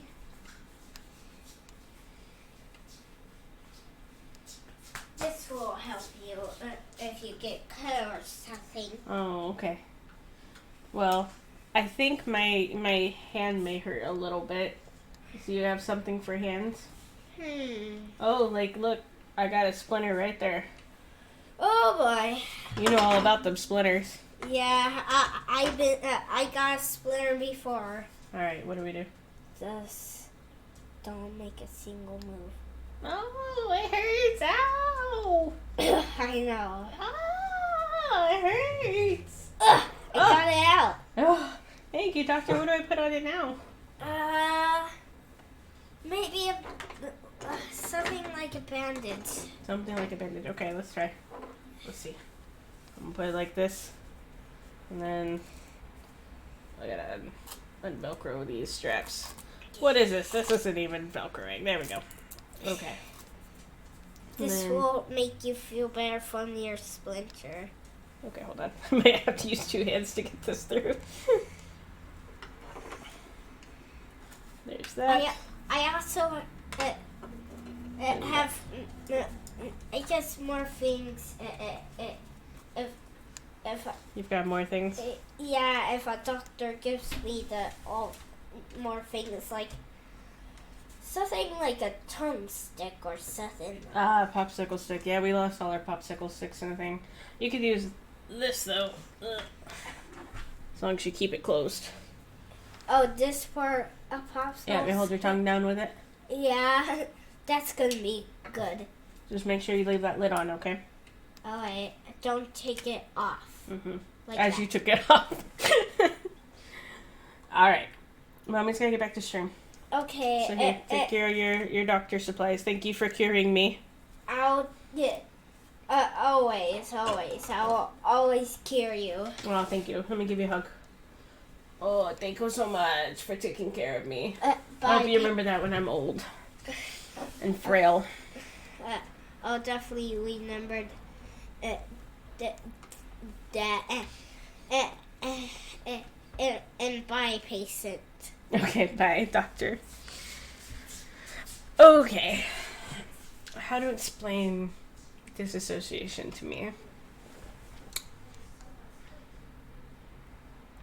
Disassociation to me from the past versus now looks different. Let me start with that, okay? In the past, I love Logan. Logan. I think he's in the bedroom. Logan's over there. Logan, come here. I'm supposed to love you. I got the button. Come here. Come on. Oh, buddy. Come here. Me too. Alright, jump. Up, up. Good boy. Good boy. Love Logan. Love Logan. Yes, hello. It's so slippery on this floor. I know. You're having troubles. Mwah. Cutie pie. Cutie pie. Alright, now we go. Okay. So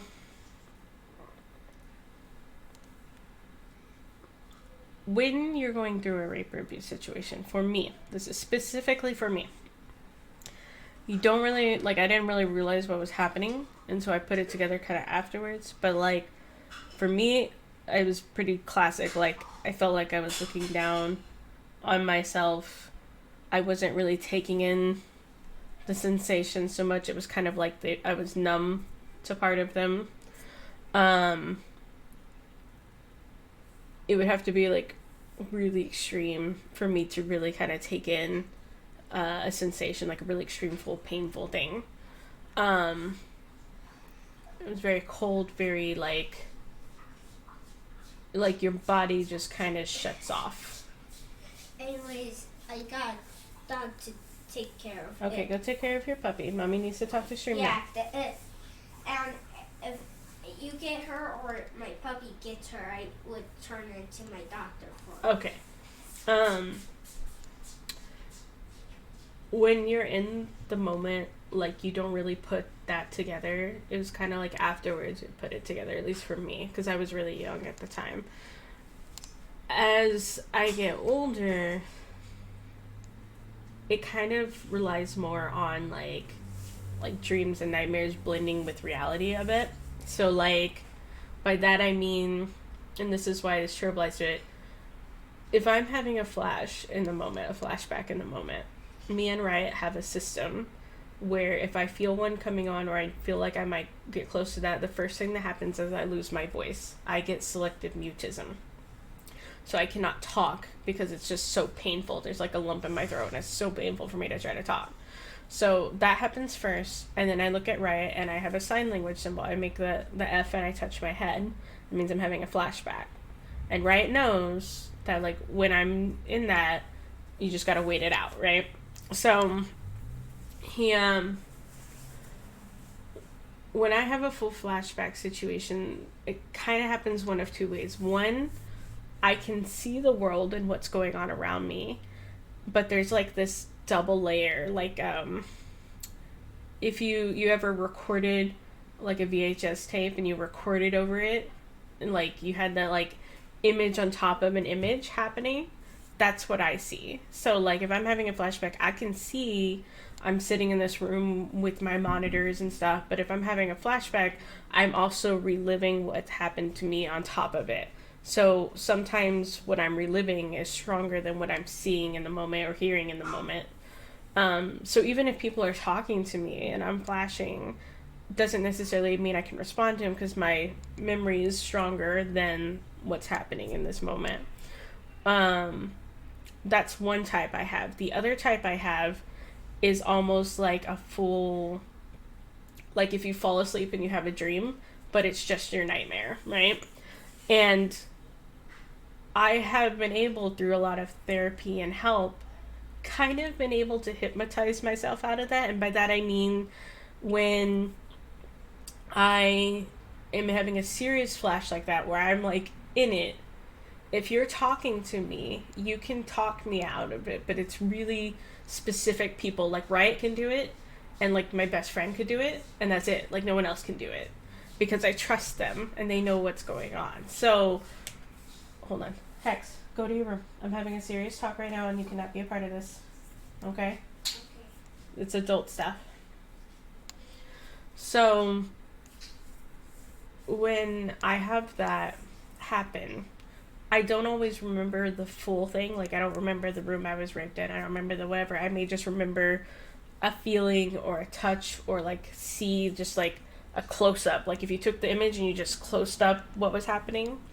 So, if you catch me in that, let's say Riot's talking to me, right? He can catch me in that and he can go, freeze.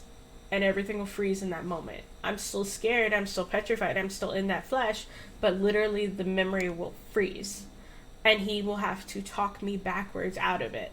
And I have a whole system that I go through where he talks me out of this moment where he's like, okay, you're in the room with the memory. Now you step out into the hall. Like, I have a whole room designed in my head, and that's how I hypnotize, like, walk myself out of it.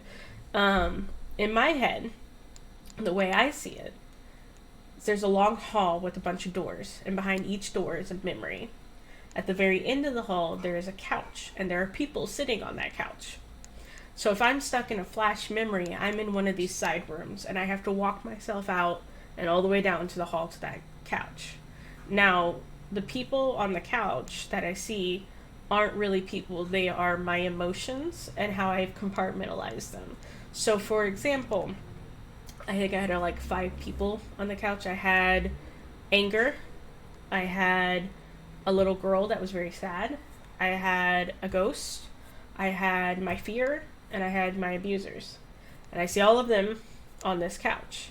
Now, when I was going through therapy, they were analyzing me for multiple personality disorder or dissociative identity disorder. At the end, we eventually concluded I don't have true dissociative identity, multiple personality disorder. These are literally not people, like people that have history and want to be things, but more like emotions compartmentalized. Because when I was a kid, if I was angry, I could be like, anger was angry, not me. You know, like I wouldn't take blame, like for what I was feeling, you know, basically. So, for me, when I see a strobe light in a room, it's much like being in that memory in those side rooms and everything freezing and unfreezing and freezing and unfreezing and freezing and unfreezing. And that's why I don't like strobe lights, because it literally puts me just automatically in those rooms and I have to be walked out of it again. Now, I have such a control on my flashes that I have what I call a public flash and a private flash. A public flash, for me, means it's not safe for me to flash here. I can't lose control completely. If I do, I'll be hurt or someone will die or something extreme like that. So if I'm at work and I have a flash, I basically lock down and hold all my emotions until I can get somewhere safe, like a bathroom or to my house, and then I have the full flashback problems. If I'm already in my safe place in my home or whatever and I have a flash, like, I just read through it. It's just easier that way. It takes a lot to really trigger my flashes now, just because I've been through therapy so long and I'm so much older. Like, time has distanced me from a lot of that. But they still happen. Now, when me and Riot were first together, I probably had one every 3 weeks, give or take. And like now I might go 3 or 4 months without having a full flash. I'll have triggering moments and I'll feel my anxiety rise and I'll like be like, this feels really similar to that time, but I don't have full flashes as often. But we've been together like 10 years or some shit. So like haunted houses, like people jumping out at me and stuff don't necessarily trigger me. Touches trigger me the most. Trying to think. Sights and sounds not so much. Like I used to be really triggered by like videos. You know, you watch a movie and there's a scene in it, or something. Like that used to trigger me, not so much anymore. Especially if I notice it's coming, I can kind of prepare for it better. Stop. Like flashbacks and stuff, when you don't have help, when you don't have a support system, when you don't have therapy, is really overwhelming, and it's really hard to function in day-to-day life. And when you have that, when you have all those systems in place and stuff, and you do a lot of work on yourself, like, you can get to a point where you can live and have a good quality of life even with this stuff. It just takes a really long time, and it's a lot of work on your end. It's a lot of therapy, it's a lot of step-ups, coping mechanisms, like all that stuff. But quality of life can improve drastically and pretty quickly. Like I said, like, you know, I used to have them pretty often, and now I go long times. I don't really have nightmares much anymore. I don't have dreams and stuff much anymore. Like, my abuse was when I was like 10 or something, so 20 years ago. Like now, like probably about 20 years was when my abuse happened. It took about 10 years for me to learn and cope and go through therapies and go through all that stuff, and then living, functioning with the techniques I've learned, probably about 10 more years now. Yeah, not everyone has those, and it takes a really long time to finesse, because each person's abuse is so specific to them. It takes a long time to finesse what works or doesn't work. Counting works for me. If I start getting a high anxiety and I start triggering, I count. You'll hear me count all the time. I'll count and count and count and count. That's how I deal, and that's how I stay grounded. Other people, they do those 4 things you can see, 3 things you can touch, so smell. That's too much. That's too much for me. I can't do it. The people around me know when something's not right. Like, they can just look at me and know. Purposely working through it. Like, I used to have a lot of, like, wrist issues. Like, people touching my wrist would trigger me. Well, I used to do Taekwondo, and I did self-defense courses, so people would grab your wrist all the time, and I would just straight full-out trigger. Well, luckily, my black belt instructor was my friend and knew my past, so when I would trigger, she would help me through that, and then we would work on that until I could get to where I could touch and be touched there and not, you know, freak out about it and stuff. It's a lot of putting yourself through those same situations and scenarios till you learn it's safe and okay, and it's not always going to be like that, you know? There's that, and, like, grounding never seemed to work for me. I just have to disappear until it's done. That's how I was about 10 years ago, when I was first kind of going through all the techniques and stuff. That's really hard. Grounding is really specific to persons. What works for one person does not work always for the other person. I have found, and this is just my experience, the disappearing feeling, like you have to disappear until it's done kind of thing, got better when I was around people that I trusted. And I can trust people, but there's a whole nother level of trust that happens when you flash and they see it and they're there for it and they sit through it and then they function the next day like nothing ever happened. Like, that, going through more of those helped me more with less disappearing feeling. The more people you have around you that do it, like Riot can do that, and I'll still want to disappear. Like, I had to have a pretty good amount of people that basically saw that shit and stuck through it before I was truly comfortable with, if I flash in front of them, I'm just going to be okay. I'm not going to hurt anybody. No one's going to get hurt. I'm not going to be treated different and weird or whatever. And I had to test that a lot. Like, I had to go through that a lot in front of them before I believed it.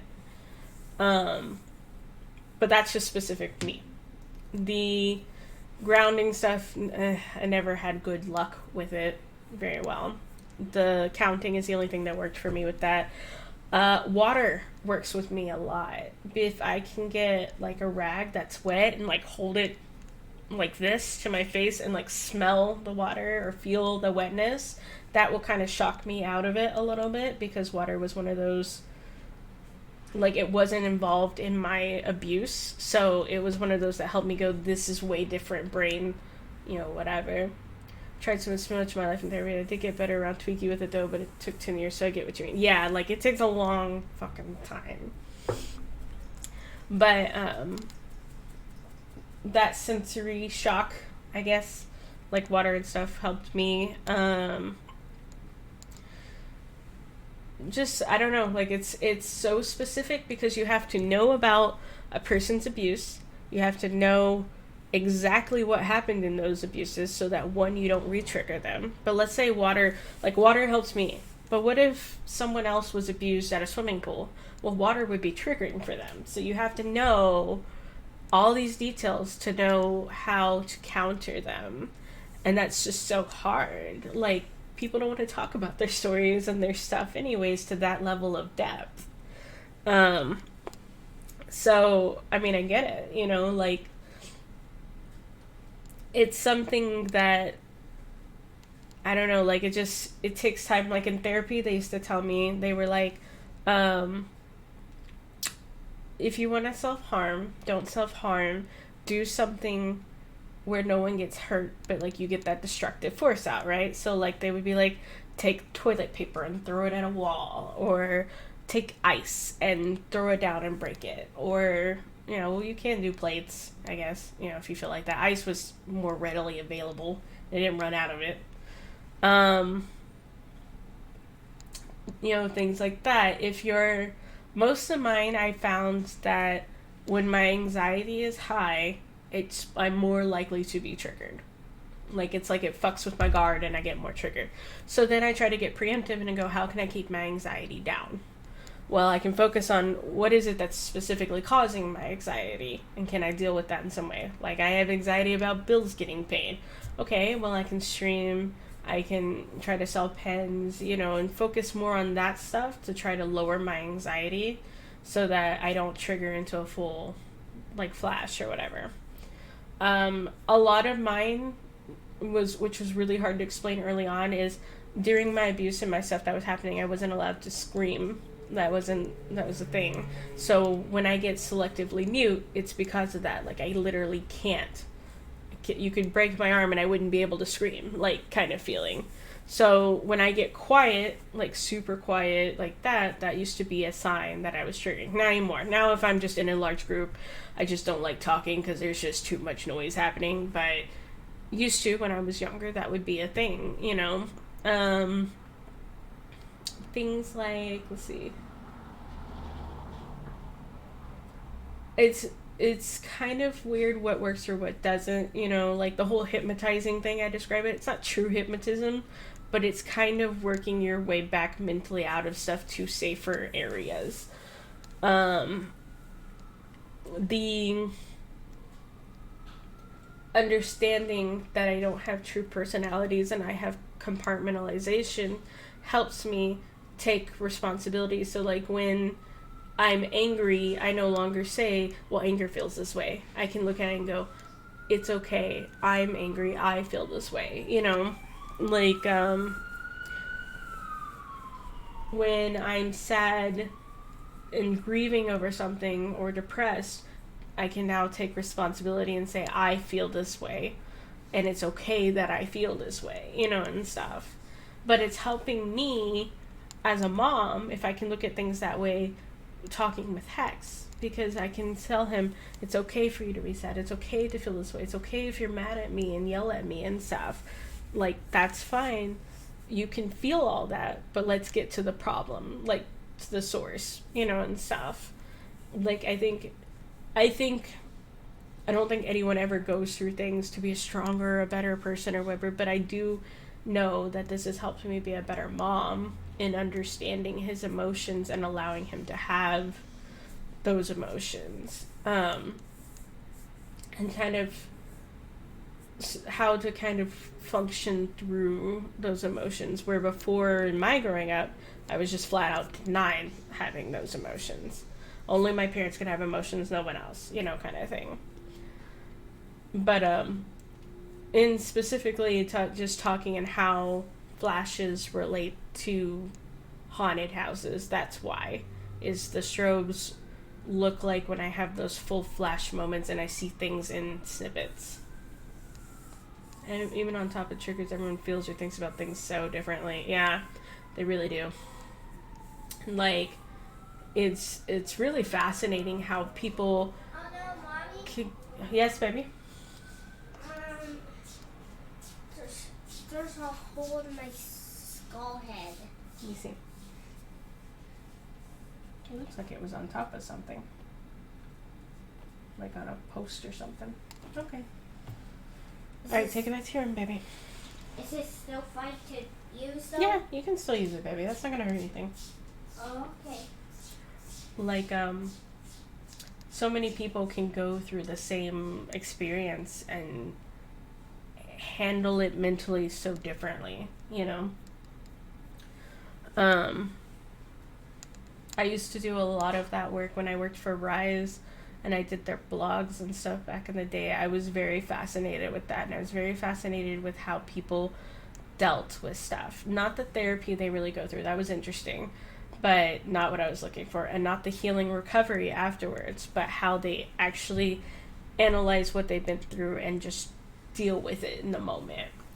And you know, you got a lot of that, like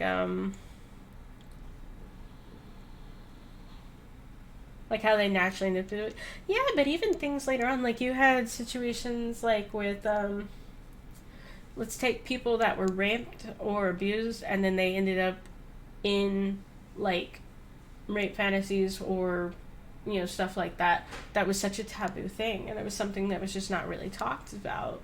But if you really took it down and broke it down, as like I would explain it, like for example, if you're going through something that's actually happening, if you're actually being abused or raped, you have no power, no control. You literally, if you said stop, it doesn't matter. The stuff is not going to stop. And it's completely debilitating and humiliating. But if you choose to go into a fantasy like that, you do know if you really wanted it to stop, you could stop. You usually know the partner you're with and trust them. You usually know that, you know, like, you're not actually going to die. You're not actually going to be permanently hurt by this.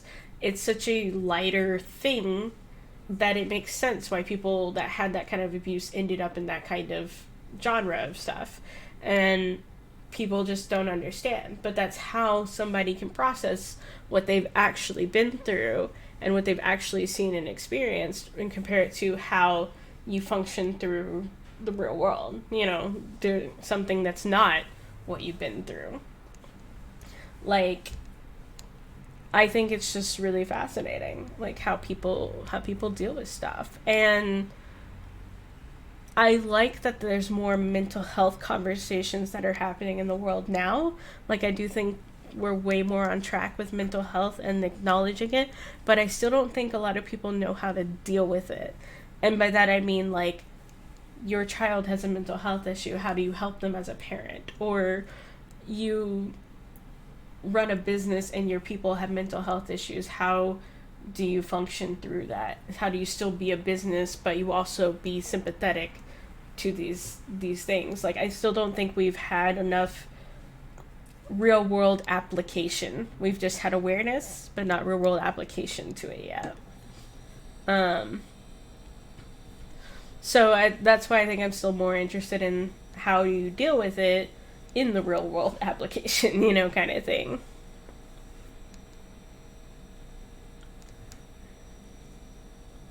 No, I think it's fascinating. I have journals somewhere. I think they're over there. Hold on. I'll be right back. Let's see if they're over here.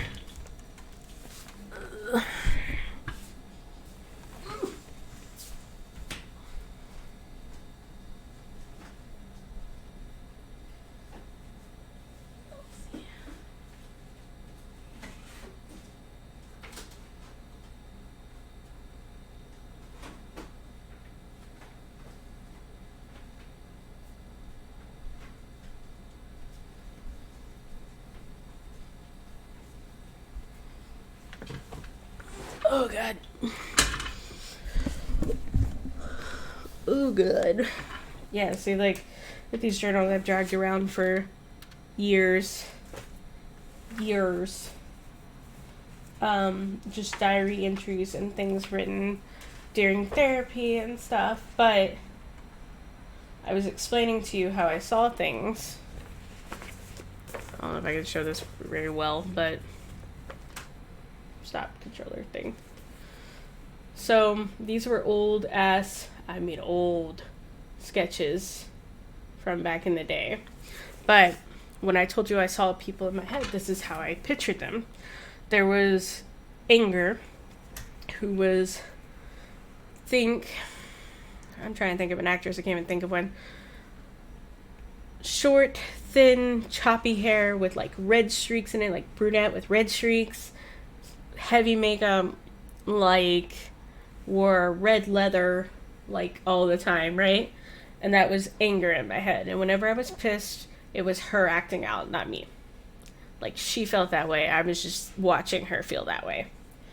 There was the little girl who was like, hold on, this is terrible, but Anger's like over here, little girl is in the middle there, right? So, like, little girl was, like, sad, like, grief and sadness. She was, think Avril Lavigne, if you, instead of, like, 15, she was, like, 11. Like, shrink her down. And she was always crying. Just always crying. There was Fear. Fear was a shadow where I could see, like, a smile, and I could see, like, a hand, but, like, I couldn't see the face or hair. It was just, like, a shadowy form. So, like, oh, God, where's my light? I can't do it. Like, right here. Okay? And he had a whip. And that was the thing I remember. He had a whip that he controlled, because every time it was Fear, he would crack the whip, right? And then there was, the ghost or the body, right? And this was just literally like, if you took me in my head and made me like a supermodel, I was really pretty in the ghost form, but I was like white and see-through like a ghost, right? And she never had any emotion. She never spoke. And she would literally show up when I couldn't handle it anymore and I need to dissociate. She would take over. And she was always nude. Like, I remember that. She was always nude too. And in my head, they hung it on the couch, and then whenever these things, like, I felt these things, they would step up and they would take over, and I would chill on the couch, right? And they would take over and, you know, act out whatever I needed to function through or whatever. Later on, they became figures in my dreams and stuff like that. Now, I can look at those and go, they don't really exist. There is no we, there's no integration happening. It's just me going, I own this now. And I own that I was sad. I own that I was angry. I own that I couldn't deal with stuff, you know, or whatever.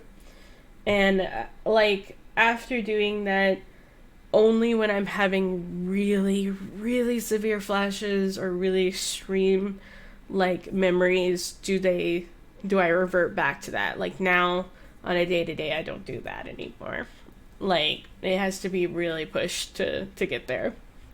But a lot of that was even owning that I had emotions. Like, I had to do a lot of therapy work where I even expressed that I had emotions before I could even begin to make them disappear, you know? And, like, you shouldn't have to do that much work, you know? Like, you shouldn't have that much work about having emotions.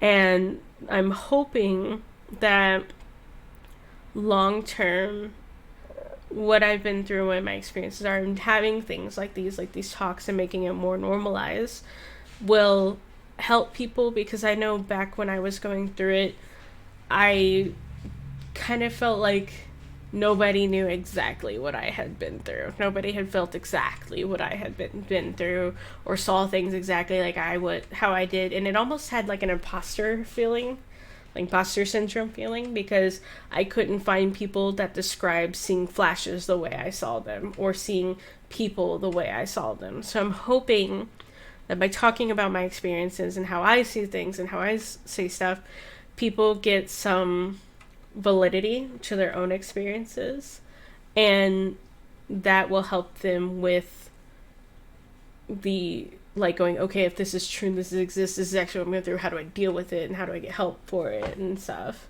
Imposter syndrome is pretty common with these things. It's amazing. Like, you don't think about imposter syndrome being a part of that, but it's actually a really huge thing, especially if it's a situation where what you've been through has been invalidated. Like, if you were raped by somebody you knew, or, you know, you set yourself up, like you got too drunk, you know, or something like that, then they'll be like, oh, I wasn't a real rape victim, or I wasn't really abused, or something, like, you know, just like the battered woman thing, like, oh, you didn't hit me, I'm not really abused. No, you can still be, you know, it's still a thing. Like, all of those, like, imposter syndrome, I think, is way more rampant than people realize. And I think it's something that if we're going to address mental health, that should be the first one that gets addressed and gets a lot of focus. For sure. And I'm not very good at helping people figure out how to deal with imposter syndrome, because you're the only one that feels fake, you know? Like, you have to convince yourself that you're not, you know? That's the whole in-depth thing that just varies from person to person. For sure. Yeah. I'm trying to think if I had more drawings. I broke down each thing. I had a name for each thing. I used to write a lot in my therapy groups. Oh. Have to flip through all of that to really get anywhere. Yeah, something pretty much only you, the person dealing with it, can deal with and do. Unfortunately, it falls on you. But I think when you tackle that, when you tackle the imposter syndrome, you've done a lot of work. Like, you've already covered a half the battle, you know, kind of thing. Because when you can validate what you've been through, then you can actually start healing from it and start recovering from it and actually improve your quality of life, you know? Yeah. All right. I promised Hex I'd make him dinner, so it's time for me to dip. This has been our first try of Wellness Wednesday. I think it went well. I definitely hope that you guys continue to join in and talk. Jingle num, all you guys. The idea is that every Wednesday I will come in here and leave the floor open. Now, I'm just talking about my mental health, just to have mental health conversation. But if you guys ever want to join in, talk about your mental health, what you've been going through. I know you streamers have been having some troubles. The floor will be open and you guys can just join in whenever y'all want. In the meantime, I will talk about my experiences, whatever's going on currently with our mental health and stuff. And I can't promise I make it better, but I can at least hear you out and be the person that's maybe not necessarily just venting to a friend, you know, kind of vibe, but somebody more objective and outside of it, hopefully. I am by no means a mental health professional. I did study it, I did like it, but I don't say I am. So as always, talk to counselors and things like that if you need. But in the meantime, if you just need somewhere to get some stuff off your chest, I'm hoping this will become a place where we can do that. I'm going to stick to try to just keeping it on Wednesdays, because I know mental health, though important, can become overriding and everything, and I like to play games and do other things too. So we're going to try to make it a regular Wednesday thing. I'm also loosely, I don't know if I'm going to get to this Sunday, but Sundays are my slower days. And so I was thinking about maybe doing some watch parties on a Sunday. Call it Silver Screen Sundays. I don't know if I'm going to get around to it this week or not. I may want some more time to learn it and adjust to it. But I wanted to try out Wellness Wednesdays. I really like having it being subscriber only and stuff like that. So if you guys want to join in, or you think somebody just needs to hear some stuff, they're welcome to come and listen and be a part of it. I plan on either doing art or playing like Overwatch, something where I can really focus on chat while I stream. So these streams will be recorded and will be uploaded to YouTube. So if you miss a Wellness Wednesday, you can find it there. Yeah, if you want to find it on YouTube, just search The Queen Rin Lee, and I'll have them uploaded there. It's definitely easy to deal with your problems when you admit you have them. In a nutshell, I'll make it a simple to remember to join. Thank you, Jingle. I appreciate it. It's nice just having someone else to talk to about mental health stuff. I think it's interesting. If we start running dry, I may start bringing like stories up. Not quite like make a murder mystery like Bailey Cesarean, but more like, let's talk about the mental health that made a person this way. Is it nature, nurture, things like that? Try to bring up more topical topics type thing if it runs dry. But my main goal is always to get streamers or other people to come in and talk about their mental health, because that's in the moment here and now, not necessarily something that's so far reaching from us, you know what I mean? So anyways, thank you guys for hanging out. I have got to go make dinner, so I'm getting off stream a little early because I gotta get Hex eaten and down for bed. So I will talk to you guys later. Bye. Oh, wait. Who are we gonna raid? Hold on. Whoa, hold on. Who am I gonna raid? Who's on here right now?